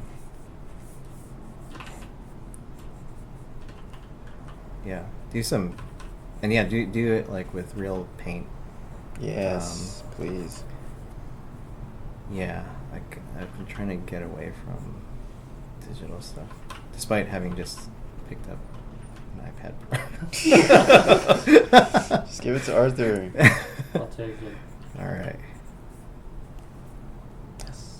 Yeah, I got the iPad. I think I've done like 2 paintings on it. It's really bad. Have you guys ever had like a drawing phone? You know those like the Samsung Note? Oh no. Oh, I thought. Oh wait, No. no, it was someone. else. Eugene has. Oh yeah, I think Eugene. I wonder if that would be useful because then it really is with you everywhere. Yeah. Or maybe not. He seems to use it You know, a decent amount. I don't think he uses it anymore, but when he first got it, he was always drawing on that thing. You just gotta find ways to like trick yourself into drawing more. Yeah, it's just about Yeah. making it really easy and accessible, like so there's no excuse, basically. Yeah. For me right now, my gimmick is just streaming. That's like my. Yeah. Well, it seems to be working. Gotta You got me drawing. fool Yeah. yourself. Arthur drawing. Yeah. I hear some clicking going on. Yeah. Some mechanical blue cherry clicks. Yeah. Those switches.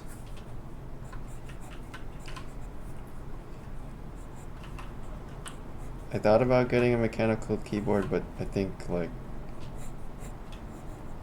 people Too would, loud. Michelle would just murder me. That's why I haven't picked one up. Just put your headphones on. On her. Yeah. Then you won't know if people are yelling at you. Oh, duh. Why didn't I think of Yeah. that? Problem solved. Out of sight, out of mind.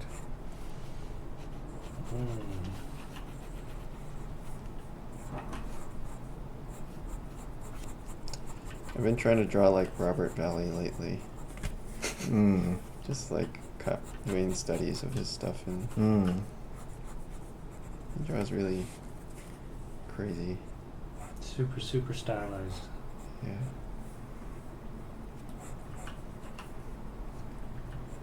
And kind of wobbly too when you look close up at it. But it's all like Have you works really well. Have you looked at Robert Fawcett's drawings? Like his figure drawing? I don't know. You can look him up after this. But he has some. He's like a master at like really simple shapes. And then they're really minimal, but they're just like perfect. Mm-hmm. Check that out. Robert Fawcett. So he's another favorite artist, illustrator from the 50s.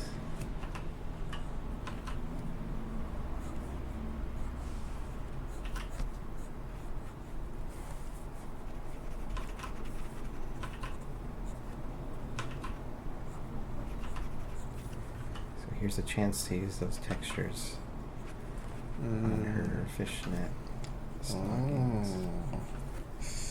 So do you grid out her leg first, or you just go straight for the texture? Oh, I don't know. Well, you know, who knows? You could do it two ways, I guess. You could design it out more, but let's just... I'm being kind of loosey-goosey here. Oh, I see. You're from the loosey-goosey tickly wiggly Yeah. school. Have you heard of it? That place is great. Tickly Wiggly. The tickly wiggly cotton candy. Cotton candy. Candy corn bullshit school. Yeah. Well, my secret is out. I don't know what I'm doing. I have no idea what's going on. Yeah, I trained under Bob Ross. But Official. Actually, there are official Bob Ross, certified instructors. oh, really? Yep. And you have to go through like a whole training program to do it, I guess. To learn the Ross method. Yep. The Ross method, yeah. Damn. For real. Painting like a Ross. And yeah, that's a real thing. Who's certifying them? The ghost of The ghost. I don't know. Well, his son did I saw his son on a video. Like, yeah. Oh, yeah? Have you guys seen that? No. His son is like, it's like a total, like, man, you know? He's like, grown up. he's like, yeah, you're gonna push it in there, push that paint in there. Get those- He's Oh, like, I he's like see. kind of Some- opposite. Some buff trees. Yeah. Make some buff clouds. Yeah, but he's pretty good too. He can paint. Yeah. That's like a whole empire right there. Yeah.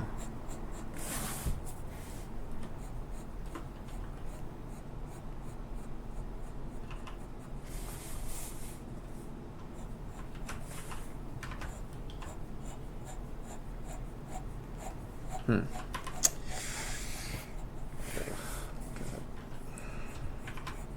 Are you guys drawing along today?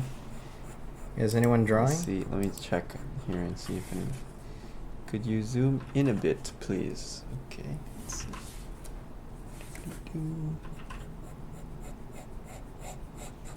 Okay, well, that would mean we'd have to get closer. Oh. Oh my. Oh. Some. What kind of web stream is this? Figure stream. The website is called Character Design. Designs.com. Designs.com. Yeah, with the it's plural. So. Yes. We just make this a little bit bigger. Yeah, there's just a bunch of free reference for some costume or nude figures. Whoa. What is she aiming at? Yeah, I don't know. She's aiming at your heart.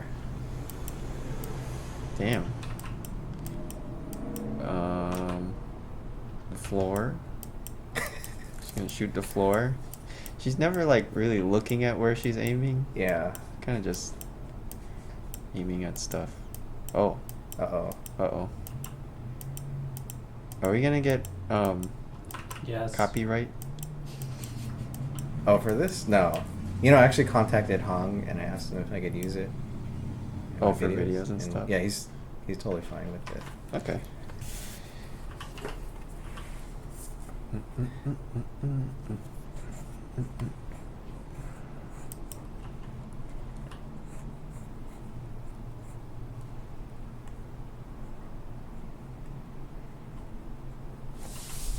How do you deal with the spiral side of the sketchbook? The spiral side. You just don't draw on it, right? Yeah, I don't know. Flip it over. Flip it over. Is there To flip it over. Yeah. School. Yeah, school of flipping. School of Hard Flips? Yeah. Oh, Pete says check out Robert Hannaford. He's a friend of Igor Shigui. Oh, he- Do you know this guy? Robert Uh, Hannaford? I've seen his paintings before. Is he a painter? Because I think I've seen. Yeah, there are a number of artists now that actually. Oh yeah, I've seen his stuff. So he studied with Igor. So you can really see it in his Wow. like portraits and stuff. These are really simple though. Like this like the shirt is like yeah. black and blue and a little bit of light.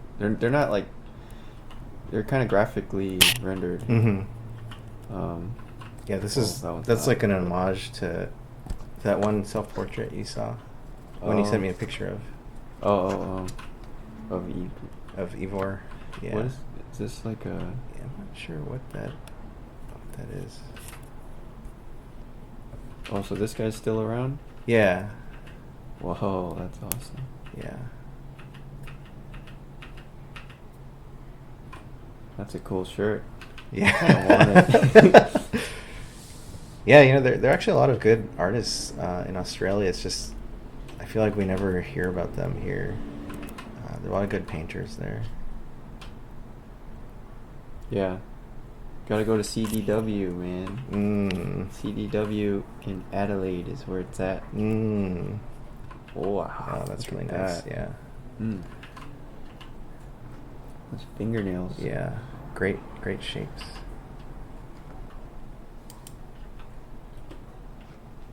Dang. Oh. Jeez. Alright. Damn. We should paint. I feel like you could paint every day, maybe. Like if I try to keep this up and just do a little bit every day, Yeah. it'd be good. I was reading that Sargent did, I think he has like 2,000 or 3,000 watercolors. Even though most people know him for oil. Oh yeah, like, yeah. He was just doing watercolors all the time. Yeah, I have a book on. I think it's just his watercolors actually. But yeah, his watercolors are amazing. Mm-hmm. Let's see if anybody. Uh-oh. Is this stuck? Are we stuck?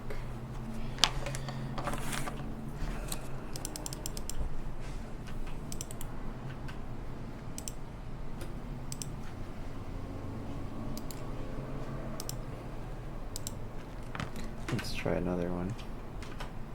Nude? Nudes? Oh, it's this guy. Yeah. G. G. He yelled at me once for being on my cell phone. Yeah. You know, I actually met him before I came out here. Oh, wow. Because he modeled in Hawaii. Wow. So, and I told him, like, oh, yeah, I'm going to Art Center next year. And he's like, oh, cool. Sure. Sure, kid. Whatever, kid. Yeah. Oh, is he Hawaiian? No, he goes out. He performs in like musicals and stuff. So he was performing in Miss Saigon when it was touring in Hawaii. So he's a dancer? Yeah, yeah.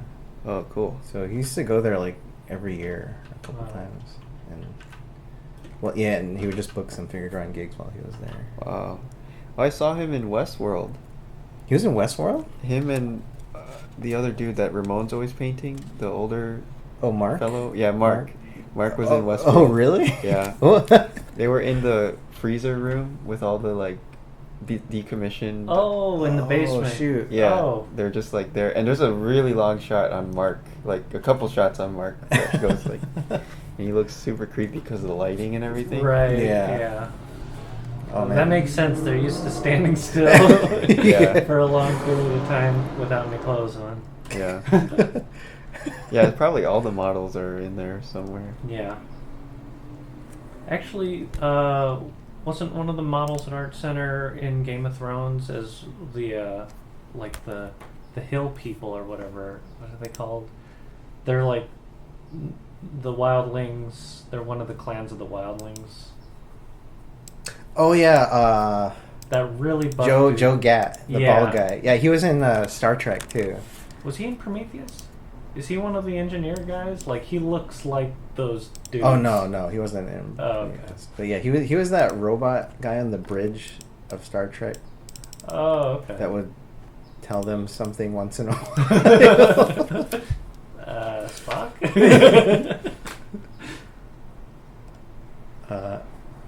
Yeah, he was one of. Yeah, I know who you're talking about.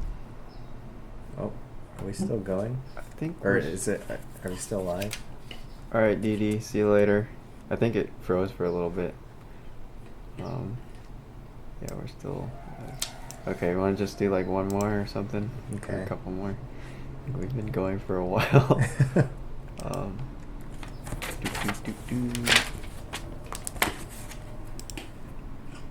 Oh, that's cool.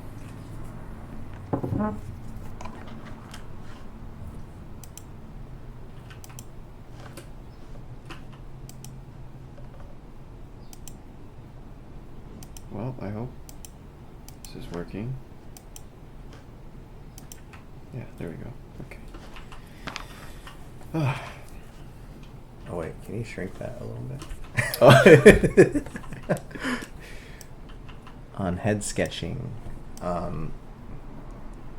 yeah. Oh wait, I guess we can. You want to do a head? Yeah, we can. Maybe one of these. Is there a head poses, section like this? They go up a little bit. There's some other ones. Maybe. Huh? Yeah, maybe something like that. Good.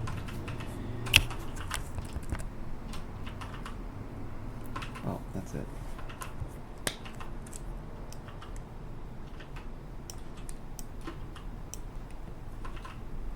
Okay. Go for it. Yeah, so head drawing. Just some quick tips. So, you know, the way I like to work with the head is, or to draw it out here, is to actually start with the jawline here. Because from a side view, that sits directly in the middle of the head. So if we want to draw out the head in a different angle here, if we push that jawline closer to the front, we get a sense of the head facing forward here, right? And if we push it closer to the back, like this, then we feel more of kind of a 3/4 view. And then also here, with the ear hangs on that jawline, and in the front, that lines up with the nose, and in the back, that lines up with the base of the skull, where your neck actually attaches here. So from this back view, we can wrap this around and find the volume of our neck here. And then here we can relate that attachment to the ear and the jaw. So it's all about kind of showing the orientation or the rotation of the head. And in the front, the ear lines up with the brow ridge here. So we're going to feel that come across like this. And so with this as well, if we're drawing somebody looking up, what happens is the jawline will kind of flatten out and the ears will sit lower here. So if we're looking up at somebody or they're tilting their head back, we're going to feel those ears lower, the brow ridge higher. We're going to see under the nose, and the mouth will kind of turn down here. And then conversely, if we're looking down at somebody or if they're tilting their head down, we can push the ears higher and the brow ridge is going to turn down. And all these things will start to sort of wrap this way here. So these are just kind of quick things to get the orientation of the head to read here. So, you know, with a pose like this, let's see if we can get her head here, and then she's looking out to our right. So I'll bring her ear in close to the edge here. And you see immediately that gives us this read on the rotation of her head. And then we can follow that up with the front sort of center here.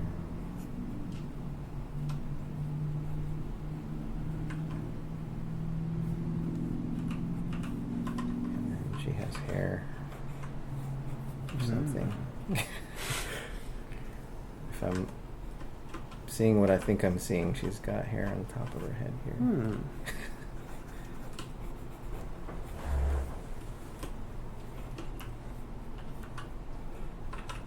Reinforce her jawline here. And then, yeah, we can just build out her shoulders. So she's really resting on this arm here, so her whole body then is going to sort of swing down from that point.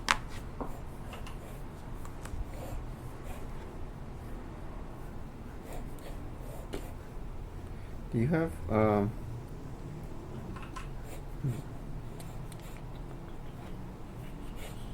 for simplification of the features of the face? Mm-hmm.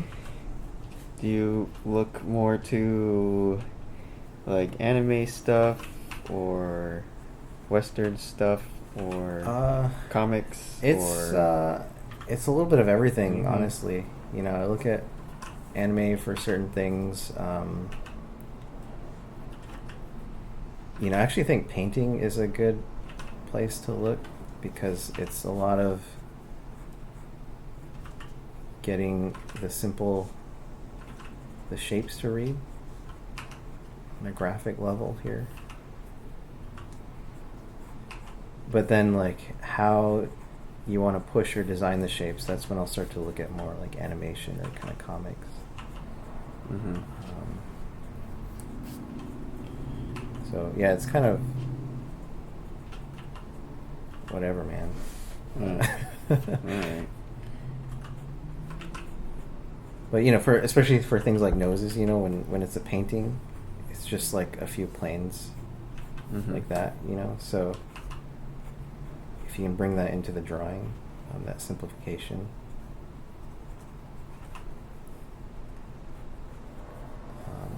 becomes very readable. Yeah. But I love when people do the nose and it's just like one line and it goes all the way to the eyebrows even. Oh, yeah, yeah. Where it's just like something like this. Yeah. But for some reason I can't see that. Like I don't see that on a face. Oh. Yeah, you know, Sure. I was looking at some cartooning book, and they were talking about the 3/4 profile, where you're basically drawing the profile of a face here, but it's kind of like Picasso, where you're sort of putting that in the middle of a 3/4 view head. Like this. So it's kind of a graphical cheat to like this. yeah. There you go. Glenn always told us to look at Charles Dana Gibson stuff. Oh yeah, Gibson. He'll like do a beautiful woman's face in like 5 lines, and it looks Gibson? realistic, but Okay. Yeah. Gibson. Charles Gibson? yeah. Yeah. Charles DeWolf? Oh, No. Charles Dana Dana. Gibson. Dana. Okay.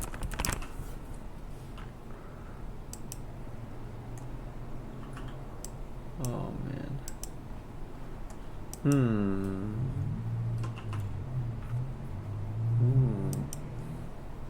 Yeah, so he's basically painting with the pen. Mhm. He's sort of blocking in planes. Wow. Cool. Oh yeah. Really like just. Yeah.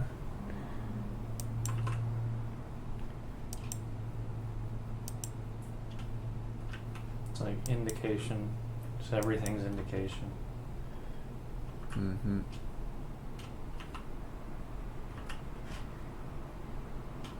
Oh, the cheek. Yeah, so this guy, like that girl he draws, they call it the Gibson girl. Yes. And yeah, back in the day, before photography and stuff,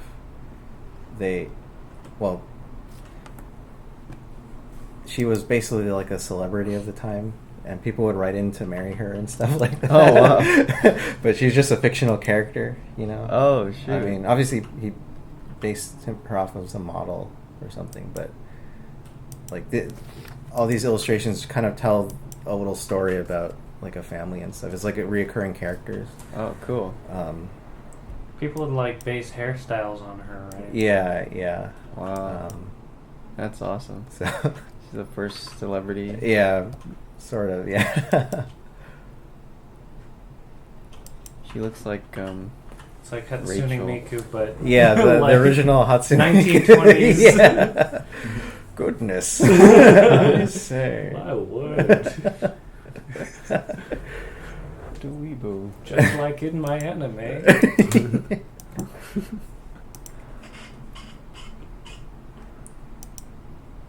I'm gonna try to do study. What pen is that? Probably like a Crow pen. Oh yeah. I don't have one here. Sorry, Brad. Pro It's tip. okay, Brad. Pro Pro tip. quill. Crow tip. Crew tip.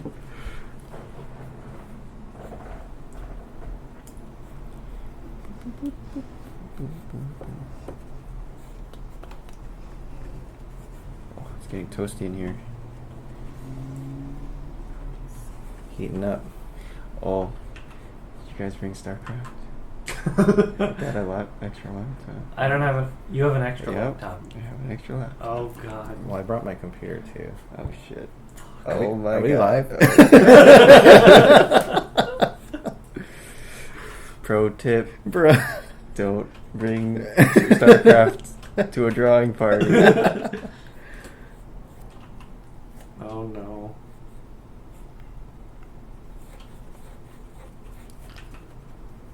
Courier, how's it right? Courier. No, battle. Courier is right. Courier is right. Battle cruiser operation.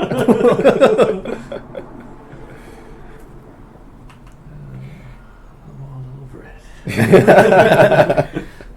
Somebody call for an extermination. Oh my God. I'm gone. In the pipe.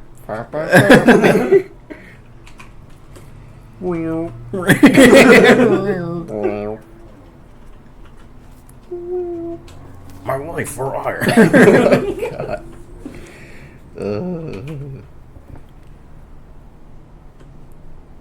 Well, this is very quickly falling apart. If anybody's still listening to this, I sense imminent doom here. I think.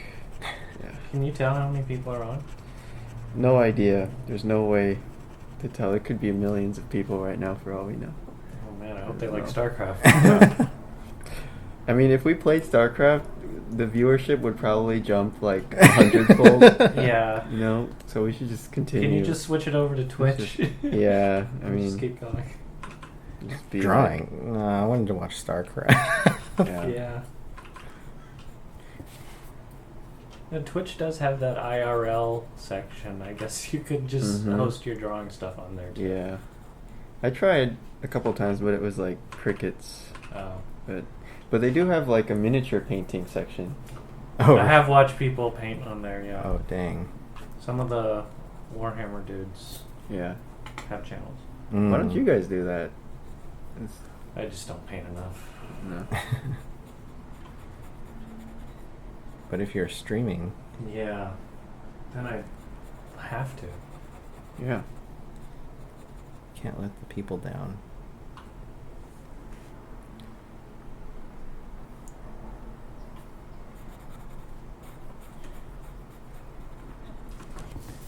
Can they see what we're drawing right now?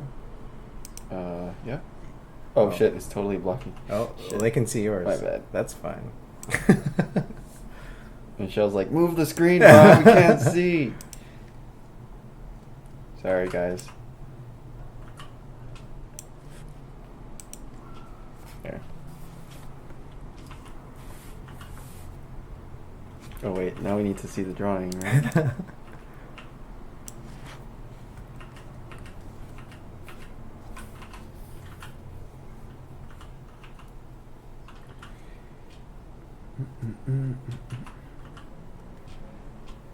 Michelle, get your YouTube channel up.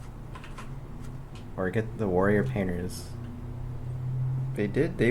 Her and Angela did a stream the other day, Oh yeah, but it was only on Instagram. and Peter Chan was in there, and Oh. then all of a sudden I'm like, wait a minute, Peter Chan just went live, and I'm like, what's he doing? And then I went over to see, Uh-huh.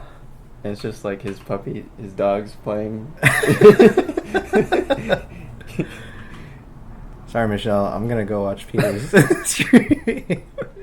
Oh, puppies.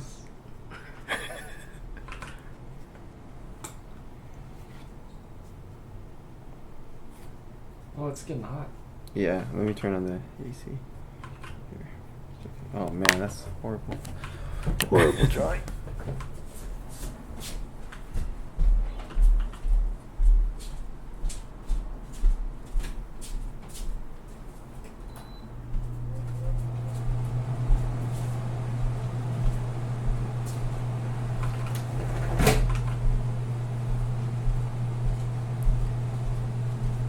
You know who these Gibson drawings look like? They all kind of look like Rachel from Blade Runner. Oh, yeah.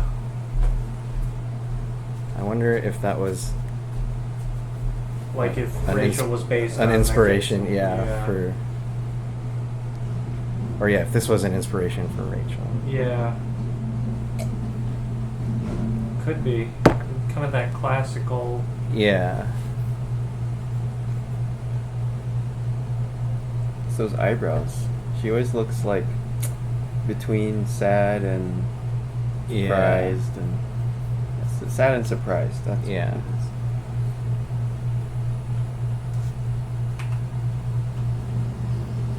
Is this to be an empathy test? Capillary dilation. Involuntary dilation of the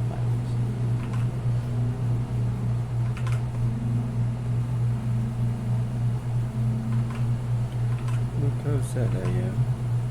I am a robot. I am a robot. Let us know if there is anything else you would like to see us draw. Thank you for tuning in today to the drawing live stream. I am Kirk the Human, here with Von Ling. Yes, very nice. Here comes Kirk the Human at the end. Oh wait, no, this is our next guest. Our next guest. Kirk the Human. Regular Kirk is going to take a nap now. We got the new Kirk here.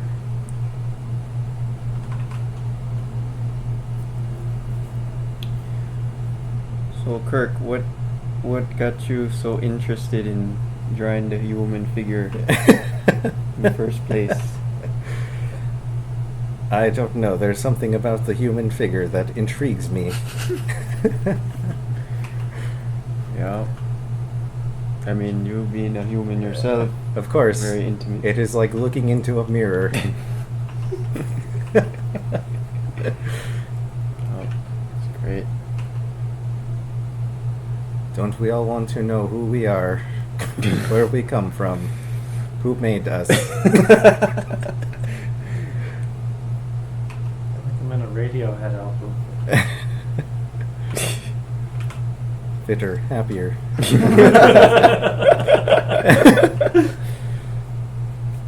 So Kirk, what's your favorite early memory as a child? I remember a bright light and a cold table.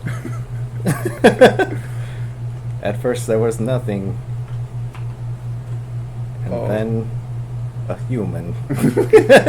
Me. I was the human. Really interesting childhood you had there.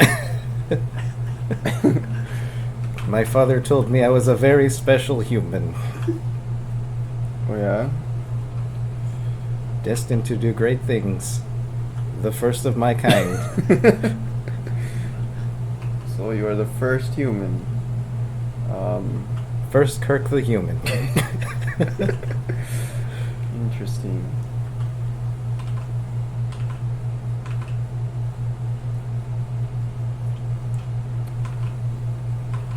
So you like when did you start becoming drawn to artwork? And you know,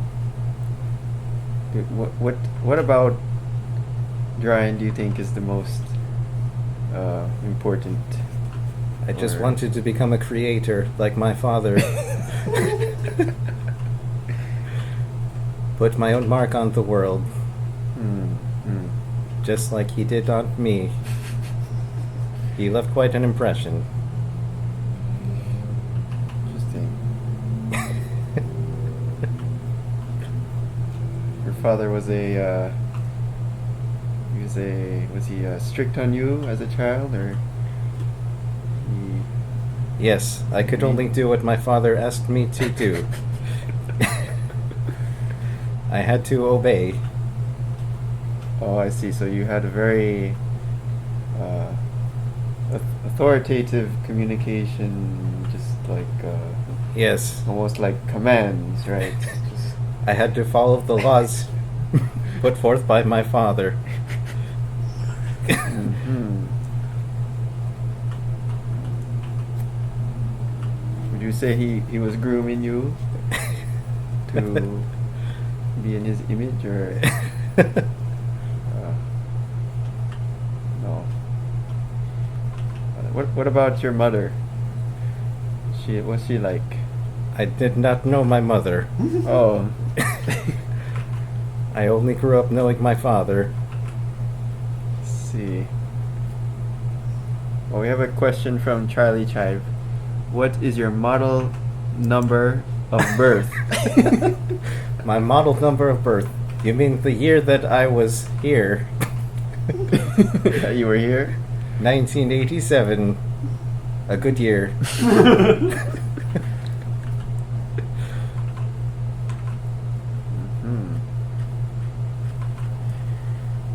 I have no recollection of any years before that year. Hmm.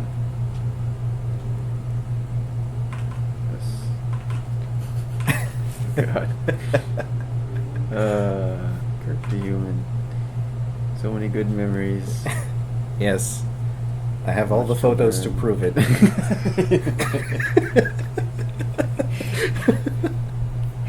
Here, look. It is me as a child. Would you like On to a see my swing. photos, Von? I keep them with me at all times to remind me of where I come from, to remind me of my humanity. Here, it is me as a baby human.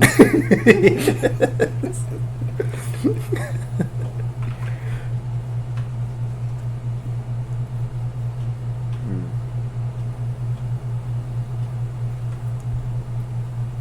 Yeah, so these faces are actually really hard to draw because they're just kind of an oval or a boxy oval Mhm. and like plots or points plotted out in the desert, and that's kind of the trouble with drawing these pretty ladies. Just get lost in that desert. Yeah. Hmm. Oh yeah, you should look up Robert Fawcett. Oh, yeah. His figure drawings. There is a lot of humanity in those drawings. Oh, okay. They remind me of myself, a human. All right, Kirk. Faw. Fawcett. Yeah. Robert. Another Robert. Maybe try figure. Oh, there's illustration Yeah. history.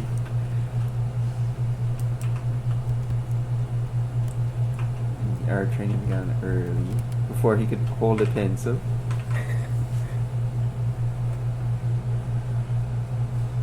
Wow, interesting way of training.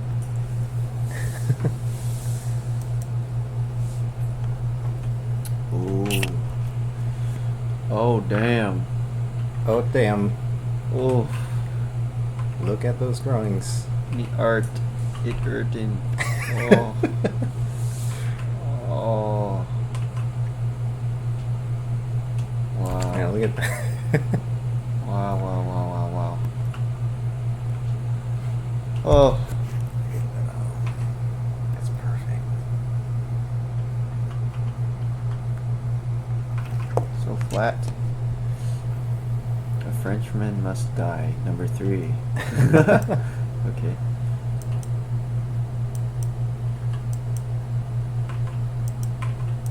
Oh, I think I've seen these around CDA.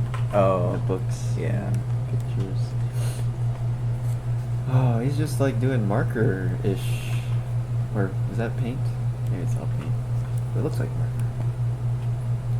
It's like one tone and then marker. Oh yeah, he's Or probably ink. using like ink and then doing a wash over it with yeah, some thin out ink. He was actually colorblind, and there's a What? story about him where he did a illustration. He did the black and white, and then he asked his wife to pick the colors for it, and then that won for the best color illustration. That's awesome. In some, yeah. But it's kind of a testament to how good his design, his value design is. Yeah. So his values were. Yeah. Yeah. But that's kind of why some of the colors are a little garish and weird. I see. This guy doesn't look very healthy. Yeah. Oh. There he is. What? What?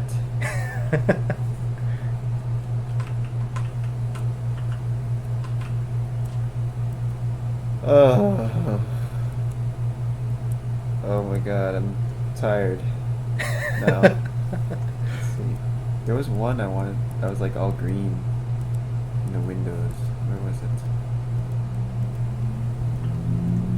It had green windows.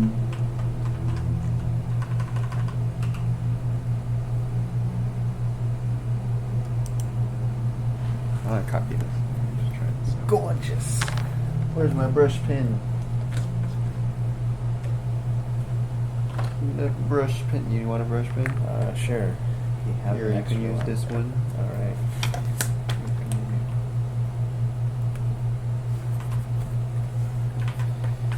Let's make sure everything's on the screen. Oh, I guess this would block both of us. That's pretty good. It's gonna update. What do you think of the 300 sketch assignment? On more extreme angles. Yeah, honestly, when things tip and tilt and stuff, the proportions kind of go out the door. So it really becomes about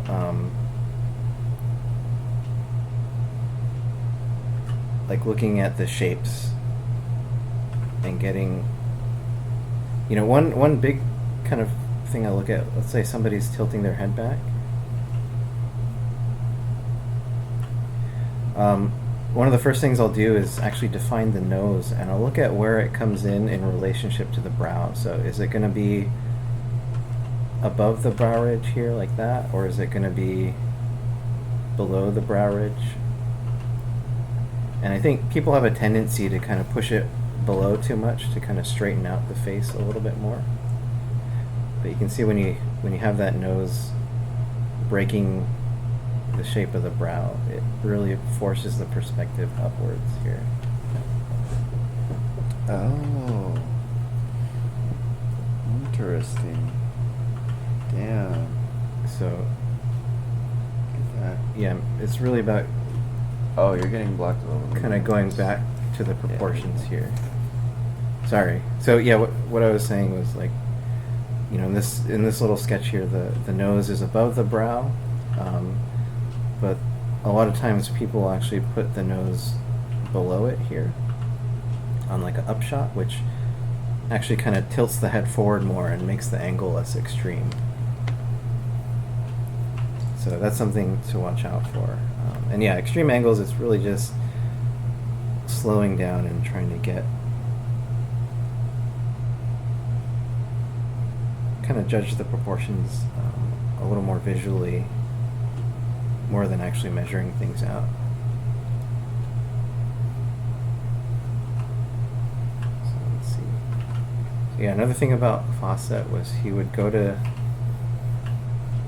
his buddies' places, and I think I said this in one of my videos, but he'd go to their brush jar and just pick out the rattiest, like, dead brush that they have with like 3 bristles, and then he'd take it home and make these beautiful illustrations out of it. Because yeah, he's really about like the mark making. So every mark he makes is something different to describe a different kind of form. So just like with that Viscom or dynamic sketching stuff, it's about having that sort of mark making vocabulary. Yeah, he's going like super light on. Yeah. Super dry, super light. Very sensitive. Yeah. There's a lot of life, a lot of humanity in these drawings. I can sense it. I have very receptive sensors for this sort of thing. Well, Kirk, where did you learn to be a human? I can tell a human from a mile away. Can you smell a human? No, I cannot smell a human. Okay. I just know I have perfect senses. Kind of seems to me like you'd be a very good hunter of humans if you so desired. Yes, I have extensive knowledge of human anatomy. Like pressure points and thing like that. I know what makes you tick as a human, because I am a human myself. You know which spots to tickle. All the prime locations.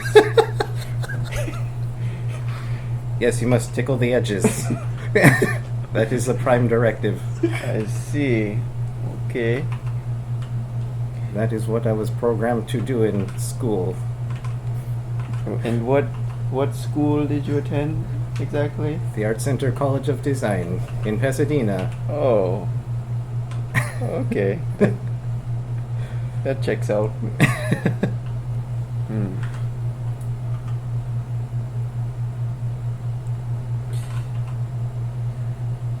Are you sure it's not the Cyberdyne School of Human Elimination and Hunting? No, I applied there, but I was waitlisted. Oh, your grade's not good enough. Yes, I did not pass the test. Your sniffing wasn't. Your tickling skills weren't up to par. Hmm. Go to adult tickling school. Damn, this guy's crazy. Yeah, this is a madman. one thing you could get lost in here for hours.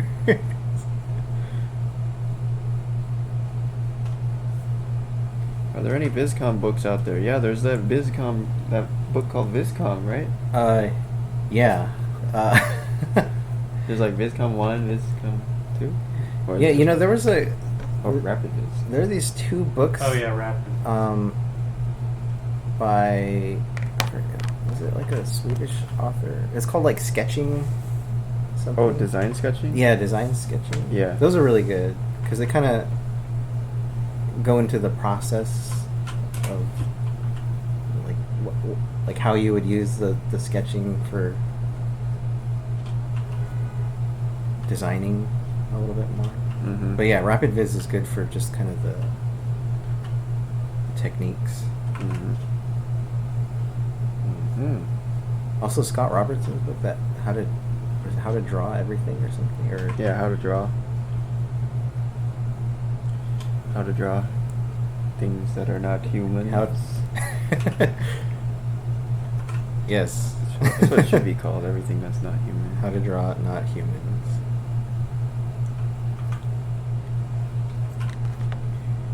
Drawing for dummies. I think there's a book like that. Yeah, probably. There's a dummies book for everything.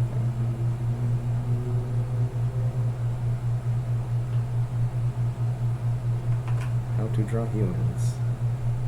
How to human? How to human. I think I would be master at that subject. How to human. That is something I spent many years studying. So Kirk, what's your favorite human juice flavor? Human juice flavor. That is a difficult question. There are so many human juices. So many flavors.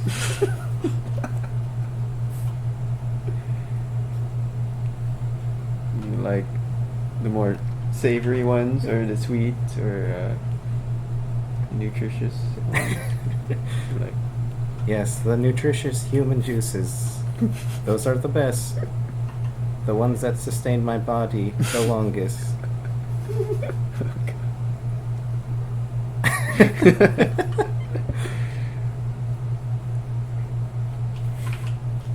Hmm. So, how does the do you use a regular restroom, or do you have a special kind of? What kind of restrooms do you use the restroom? How does that work? I don't know what you're talking about. You know what I'm talking about. I exhaust waste just like everyone else. Into the restroom. Into the toilet. Down it goes. Goodbye, waste.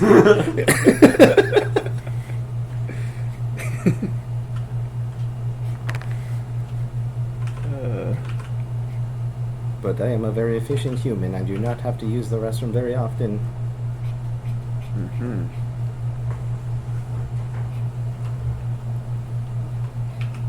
Like once a month? Once a month? Once every millennia?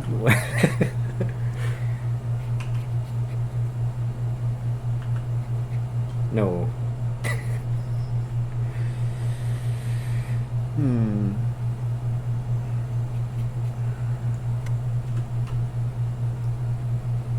You know, I heard nuclear submarines, they don't have to be refueled ever. One's been running for since 1989 from 1 kilogram of uranium. Only 1 kilogram of uranium. Mm-hmm. And they can. Do you have any uranium? No, no man. I'm gonna have to ask Gaddafi. Ask. Why don't you ask your father? Oh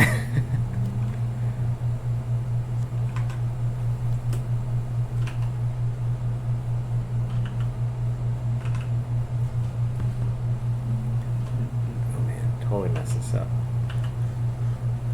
Only human.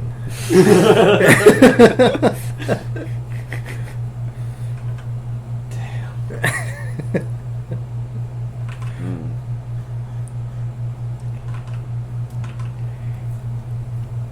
Calculating error report. Recalculating.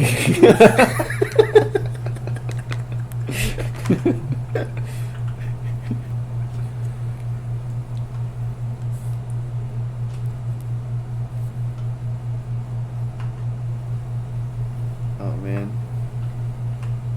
This is, I feel like garbage. It's so hard.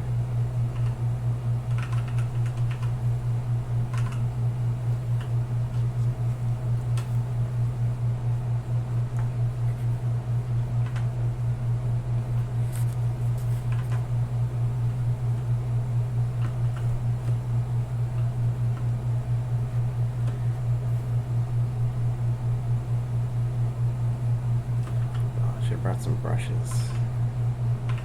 Well, we got some brushes here. What kind of brush do you need? Do some like dry brush. You know, I'm not running out of that. I have these ones. You need a pointy one or I have these ones.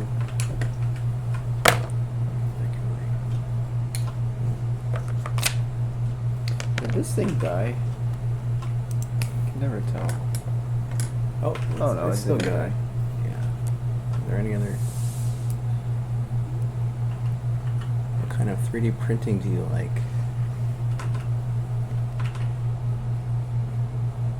Well, no, Kirk is got every different type of 3D printer, right? What kind of 3D printing do you need?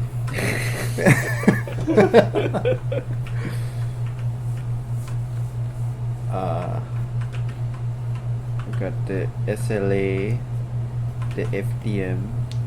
Yeah, I mean, 1, 2, 3. 1, 2, 3. ABC. They all have different uses, I think. Yeah. I like SLA, but it's too messy, right?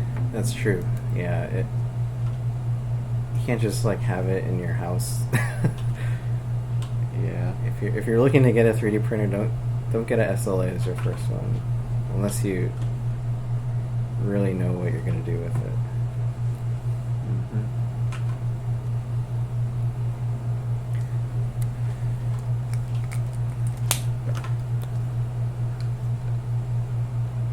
Oh, the water picks it.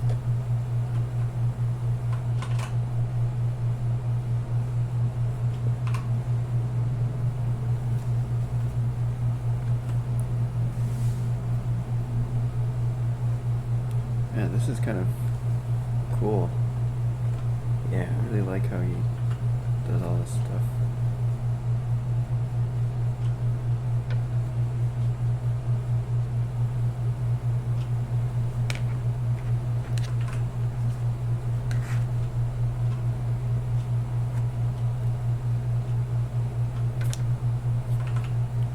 Screwed this up. Yeah. Me too.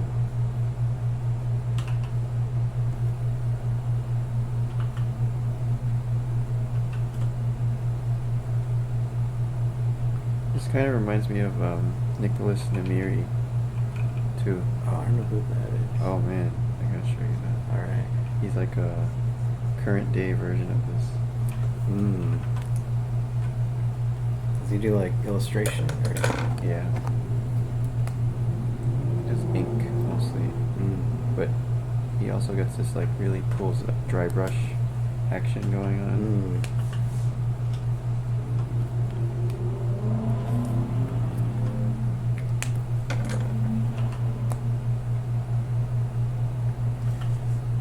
50s peanut portraits.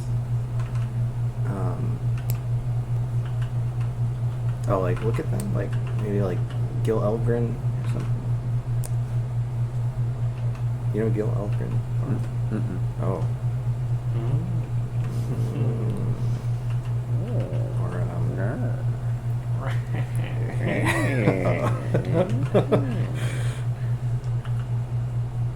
Hat and Sunbloom. That's another illustrator guy. Damn, I screwed this up. Oh. Well, we could look at another one. He has some other really good portraits. That Nicholas. Oh yeah, Should be me too.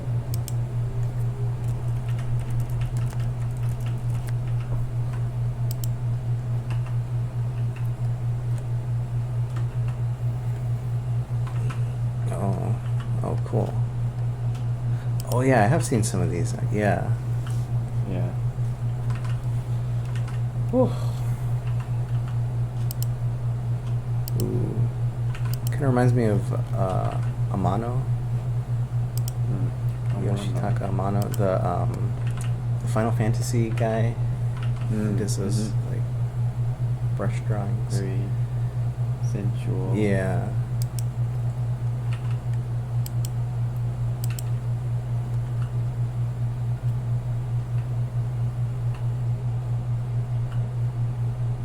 Oh man, that pen. That's his secret. What kind of pen does he use? It's gotta be. That's, yeah. If I had that pen, oh boy. I was born with it.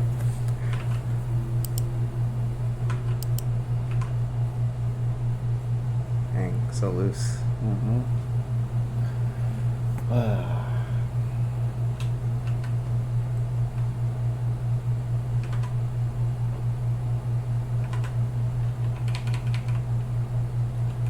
He's a huge brush. Yeah. For what he's doing, right?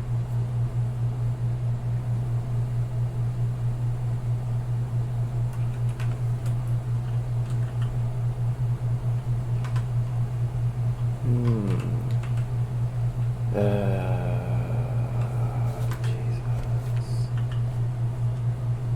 So good. Damn, how do you... Hi guys. Hello. I'm here. But you're listening?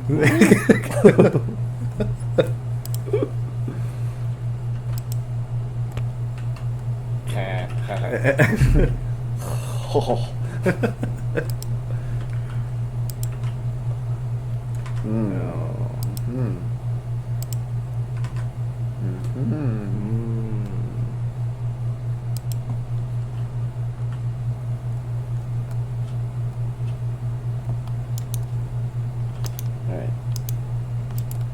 Let's try one more of these and then call it. Alright. We've been on here for too long. 2.5 hours. Yeah, it's been a bit of a day here. Okay. Robert Fauci.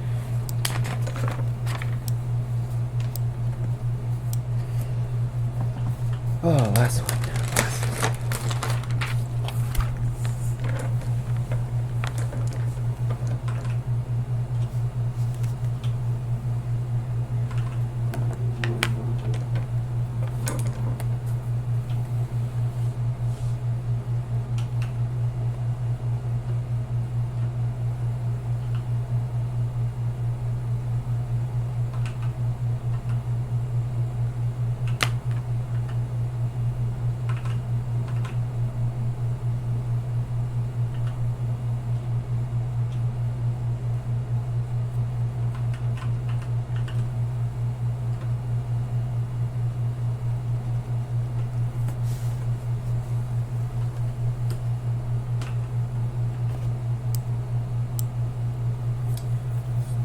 a.m. for Robert.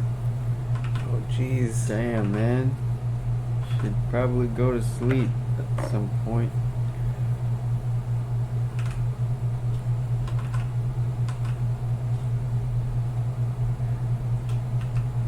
You know, the next day doesn't start until you go to sleep. So if you just stay up longer, the day will last forever. You say that.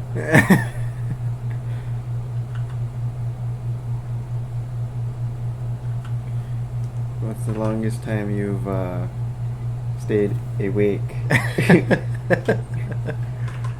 Oh, it has been a long time. I once went 5 days without recharging in my sleep. What did you dream about? You remember? Electric sheep. Let's see. I like to count sheep before I go to sleep. That is... Oh, that makes sense. Me too. What man. human doesn't do that? Too. Don't we all? You don't happen to have a replay of that, do you? No. No? Okay. I did not take a recording of my dream. Mm-hmm.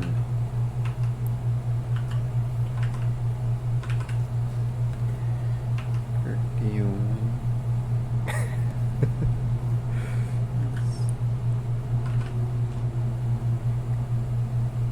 He doesn't know. What was that, Vaughn? Oh, nothing, man. Don't worry about it. Did you say something? No, nothing.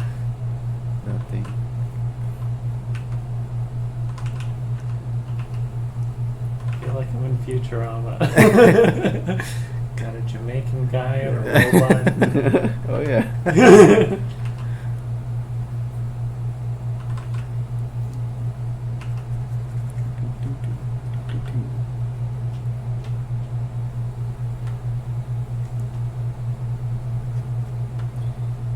The only thing we're missing is some jokes. That's it. We're in business. Someday. No jokes here. There's nothing funny about being human. It's quite sad, isn't it? Indeed. The human condition is quite sad.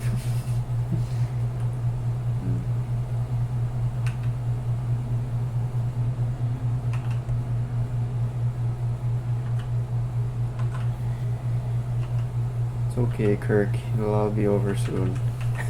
Don't worry about it. What is that supposed to mean? Oh, nothing. It's fine. You're too sweet for this world, Kirk. Yes, I do enjoy my life as a human. I hope it never ends. I want to live forever as a human. You two are my best good friends. Two other humans. I think we will remain friends forever. Yeah.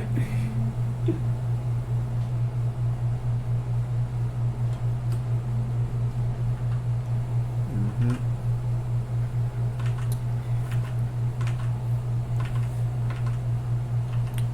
Well, Kirk will remember us after we're gone for millennia. Millennia. You will always be in my memory. Mhm. It's like the Lucy Liu bot. Memory deleted.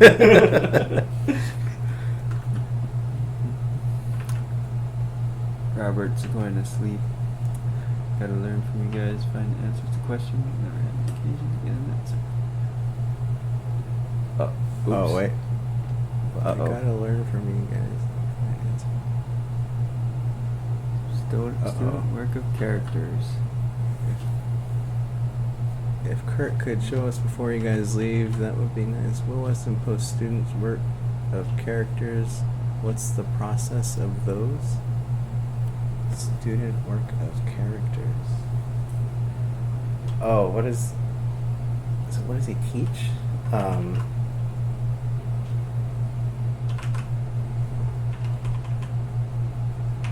to think what he does in his inventive drawing class. You need to ask Ramon. Yeah, you should probably ask Ramon.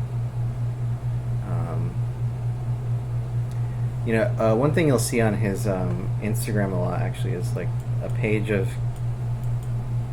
characters, and they're actually life drawings that the students do, but he has the model kind of move around the stage for each pose, and then the students are tasked to compose multiple characters in the environment using the model. So you got to kind of plan out the spacing, the action, and also they're usually story driven, so having a story behind it. That's one thing he would do too, is he would give a brief on he'd do something like Mean Girls, so you'd have to do a lineup of Mean Girls, and he'd focus on doing different character archetypes. So there'd be sort of the leader, the follower girls, and then maybe like the one they pick on. And it's sort of, you need to compose the lineup of characters so that it communicates those ideas, and also how you design them. The character should read instantly, or the archetype. So a lot of times these are things you can find sort of in film and stuff like that. But yeah, the big thing is sort of storytelling and having the design tell the story, as opposed to, well, it's basically showing, not telling. So yeah, if you guys are doing character designs just for practice, try and have an idea beforehand. So I taught a few classes at La Alpha for character design, and I would have students write up a paragraph of what the character was. So if you can kind of develop those ideas first instead of just jumping into it willy-nilly, you'll come up with a better or more directed design and process. So yeah, I don't know what Weston does in his class. But yeah, you should ask Ramon Hurtado. Yeah, because he knows Will's yeah, he method. studied with Will really a lot. When will you post more thingies on YouTube, Kirk? Oh, me? Yes.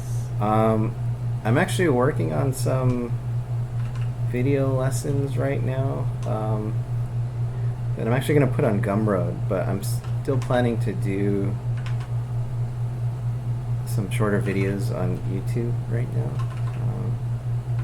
It's just I'm in the middle of moving and stuff, so I've actually been super busy recently. But I actually have a few things recorded already, so I'll try and get those up. Hurry, Kirk. Everybody is thirsty for knowledge. Gotta get that human knowledge. Knowledge. If you want the Lamborghini, you gotta have the knowledge. You gotta first. Books. Reading. Mm-hmm. Education.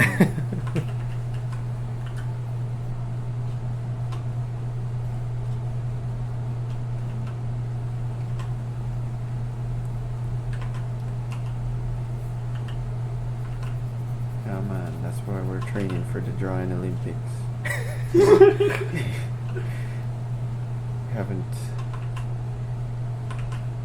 haven't had a good Disney movie recently, so hoping that this story will inspire something. Any Disney execs watching this?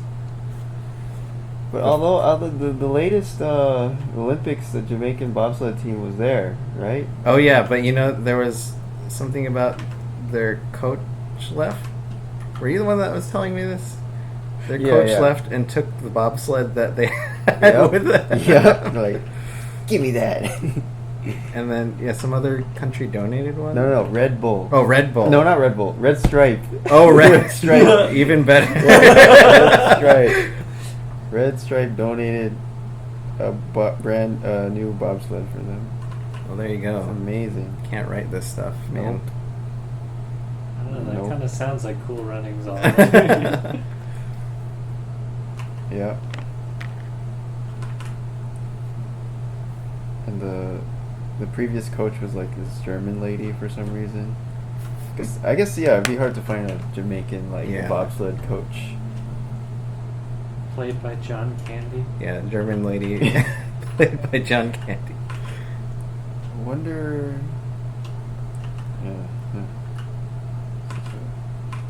Why? You gotta go. You gotta go.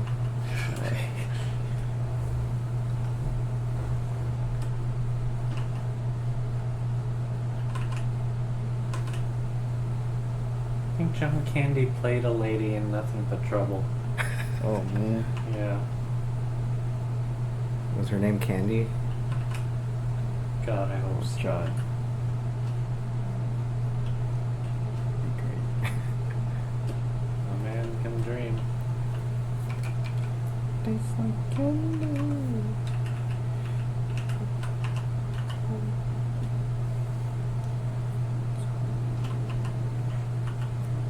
I think this drawing is still okay. How does he do this? Oh, it's probably penciled in beforehand. I think for these illustrations. Okay. There's yeah, he has some more breakdowns in his book. Okay, good night, Luca. Good night.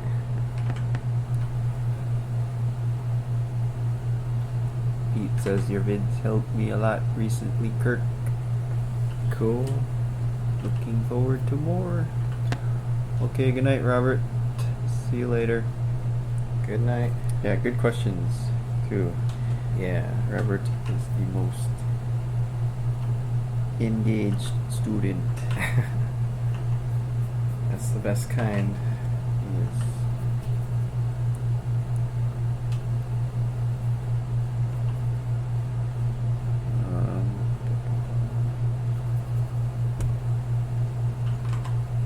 It's kind of fun. Yeah, just how sort of abstract this is. You can kind of get into it.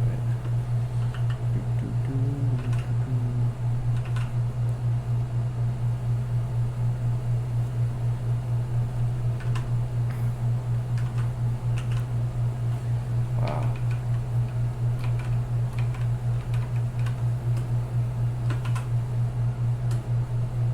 Damn.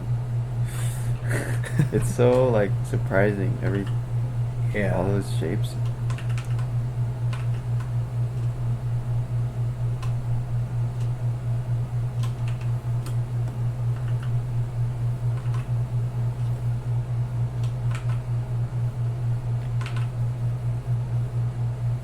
I feel like Ashley Wood kind of draws like this too. Same shapes happening.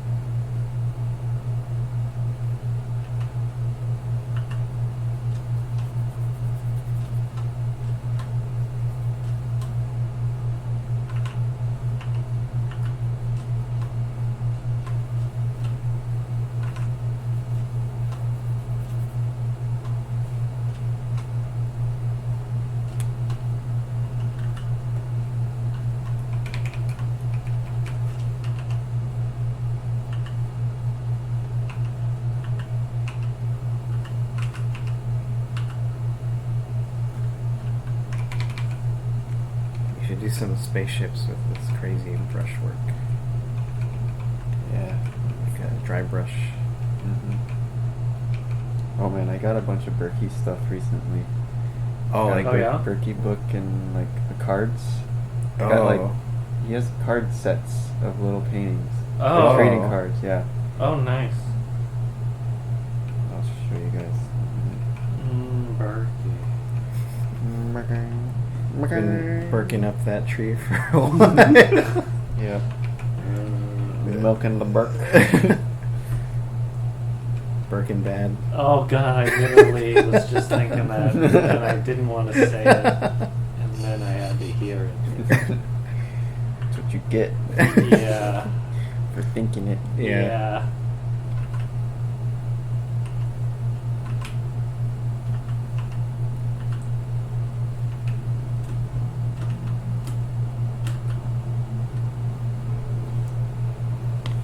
Yeah, after John showed us, he had the paintings for sale. I was on there for a while, like, I mean, probably would go up in value, right? yeah. I mean, I just want it because just to look at. Yeah. Just gotta look at it. Look at it. Would you look at that? Yeah.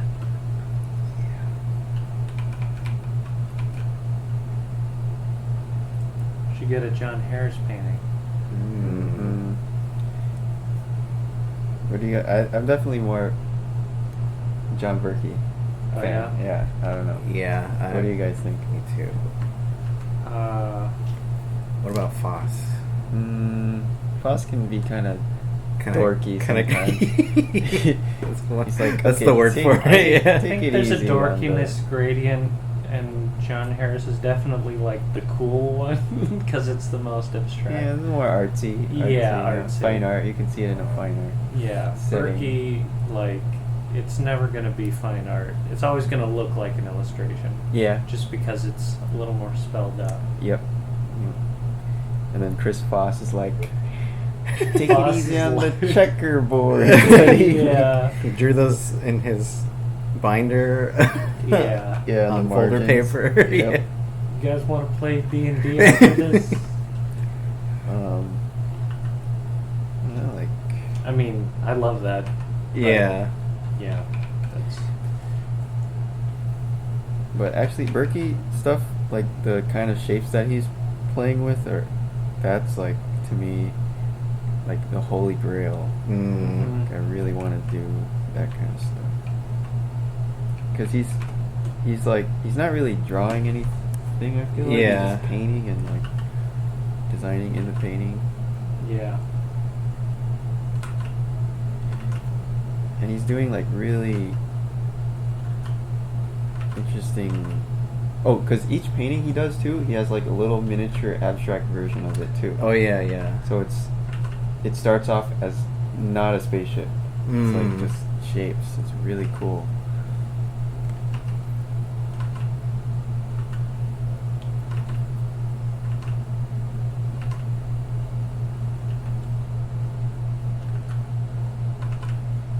What's my favorite anime? Well, I really like Ghost in the Shell, but that's kind of, who doesn't like that? I'm actually really into old 80s anime like Bubblegum Crisis and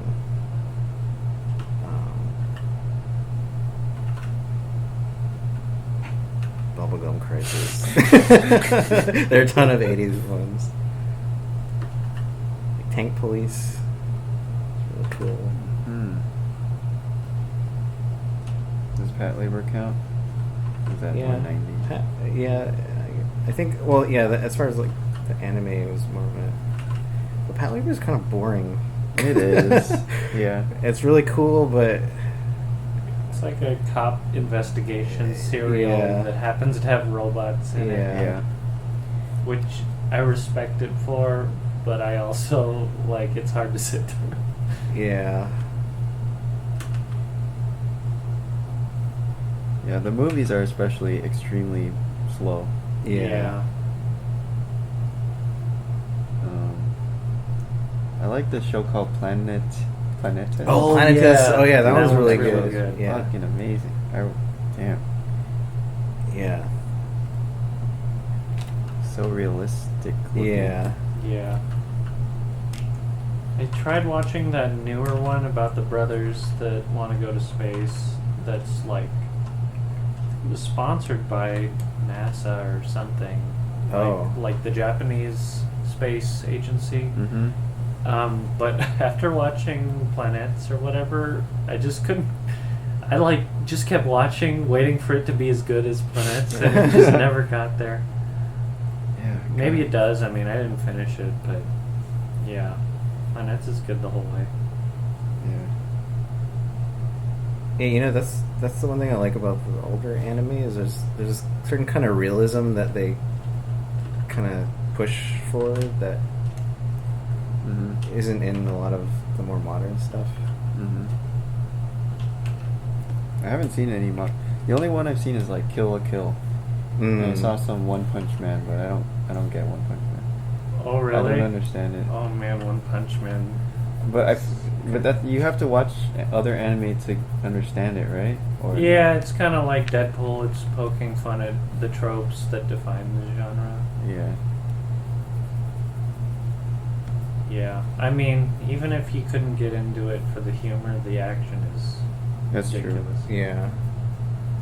I'm actually a little sad because they're doing a second season, but it's like a different studio, and Oh. there's just no way it's gonna be as good. But the first season, like, basically killed them.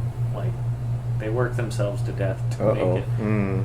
So, like, after the first season came out, I think the president said, like, yeah, we're not going to do that again.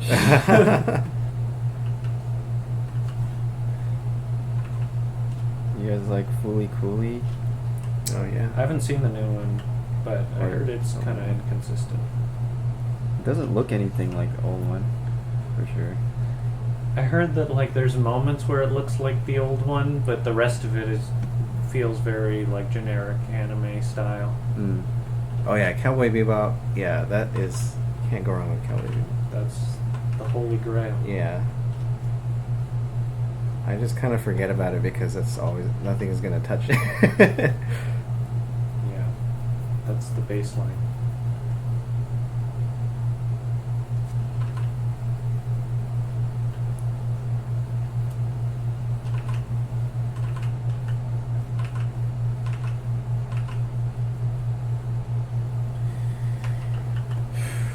What are your thoughts on Yu-Gi-Oh?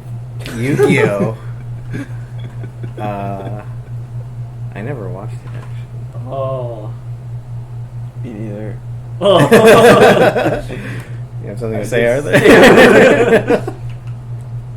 No. They had a Yu-Gi-Oh marathon on Twitch a couple months ago, and Oh. I sat through a lot of it. Oh. Because it was just like a throwback. I mean, it's cheesy. It's not. It's cheesy. Okay. Yeah. Uh-huh. I gotta go. You gotta go.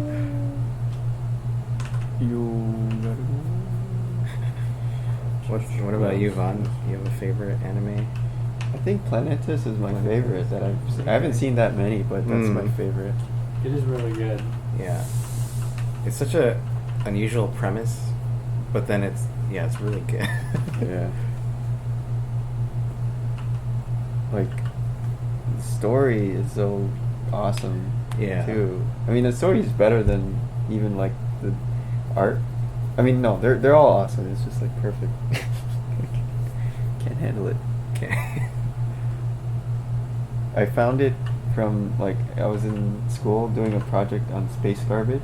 And I was just researching, That's and then crazy. all of a sudden I'm like, wait, what? What a specific What? thing. And then it's like, I'll just watch one episode of this to see what it's about, and then like the next 24 hours I'm just like there, and then like just dead. Next class. That was so good. Yeah. I marathoned that too. Oh.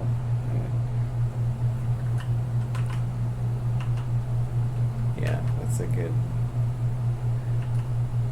good one. Yeah. And I just really like the Fully Cooley soundtrack. It just feels really nice. Even though I'm not sure what that show is about, really, but it felt really good. They just had a Pillows concert in LA like a month ago that I went to in Atlanta. Oh, dang. It's pretty good. Nice. Was it part of AX or was it just its own thing? I think it was just its own thing. Yeah. Oh. Oh, you know why? Because the new one was coming out. Oh. So like, yeah. Were they like on tour for it or? Yeah, it was like the network that what is it, Toonami, Adult Swim, I guess. Like brought them over. So there was like a trailer for the new season. I see. Do they? They're doing the new season music too. Oh, I guess so. I honestly haven't watched it, so I have no idea. Okay. But I would assume so, yeah. Since they brought them over as a cross promotion, and I think like that was a big selling point for a lot of people for the original season. Man, you know what I really hated? Gundam Wing. Arthur knows all about that. What? I forced myself to rewatch Gundam Wing a couple years ago just to make sure that my childhood memories of it were accurate, and it's really bad. Yep. I couldn't believe how bad it makes no sense. Mhm. People are doing things for the dumbest reasons. And it's so slow that as a kid you assume that, oh, this is how politics is, but no, it's like a Star Wars prequel. The politics actually, it's just so boring that your child mind can't grasp that it doesn't make sense. This is what grown-ups are like, Yeah. I guess.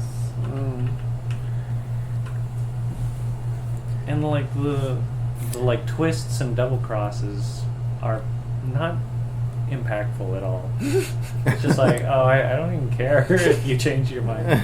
Oh, you're actually honorable. Who are you? Yeah. Good job. Let's see. Oh, Space Dandy. I actually didn't finish. Space Dandy. That was pretty good. Space Dandy. It's like a different style each time. Right? Yeah. Yeah. That one was fun. It was like if you took the basic premise of Cowboy Bebop, where every episode is a different genre, and you just went even further with it to where it could literally be like a zombie movie or whatever. Yeah, that was a good one. Did you see Mob Psycho? Mm-mm. Oh no. Oh man. That one's good? Yeah, that one's good. Mom's Psycho. It's kind of like One Punch Man, but yeah, it's similar in a way. Okay. I don't understand One Punch Man, man. It's like it was it's just like it's supposed to be super formulaic. Is that the idea? Like it hits all the actual things that always happen. I guess so. I haven't actually watched it. So, yep. Sorry, Arthur. Oh my god! I did watch that Godzilla movie on Netflix. Oh, how was that? I actually enjoyed it. It wasn't the greatest. Like the new one. Yeah, the new. It's like a. I don't know if it's gonna be 3 parts, but it's like longer. Each of them is like 2 hours or something. But the premise is that like Godzilla takes over the world, and then like humanity is on this ship that travels into space for 20 years, and It's like WALL-E, right? Yeah. Well, when they come back to Earth, but because of space and time, it's 2,000 or 20,000 years later or something, and they try to re-inhabit Earth, but Godzilla's still there. Wait, so was their original plan to leave until he just died? Oh no, they were gonna find another inhabitable planet, Oh. but then they were running out of supplies, so they decided to risk it and try to come back. Make a big risk and turn around Yeah. and go back to where you came from. Well, somebody came up with a plan to defeat Godzilla using science. Oh. Whoa, spoilers. Okay. Science. No one told me there'd be science. Yeah. and action ensues. So it was all right. The plot was just so crazy. I just had to watch it. Oh, have you seen the Gantz movie on Netflix? Oh, I haven't no. seen that yet. Yeah, I haven't watched that's that. 3D, right? Yeah, I think it's 3D. Yeah, the Godzilla movie is 3D too. Really have trouble getting into the 3D stuff, but I mean, if it's good, it's good. It's jarring at first, but you get used to it, I think, after 2 hours. Didn't they? By the credits. Yeah, you're by the like, credits. yeah. Because they look like statues talking to each other. Like the people, they don't feel like people. Yeah. Okay. It's really well done for a 3D movie. Yeah. Give it a shot. Yeah, we should check it out. Didn't they do a Blame thing too? Like a 3D movie? Yeah, I think so. Okay. Can't go wrong with that. Okay, I think we should we finished our drawings. Oh, he So- says no, that sucks. Blame. Oh, damn. Yeah. Okay. All right, guys. Cool, guys. Yeah, thanks for tuning in. I mean, I learned something. Yeah. Thanks, Arthur, for providing History. history and extra commentary. Mm-hmm. Valuable insights. Yeah. To different schools of thought. Mm-hmm. And the animes. And the anime, yeah. Yeah, Okay. cool. Bye-bye. Thanks, guys. Goodbye. See you later.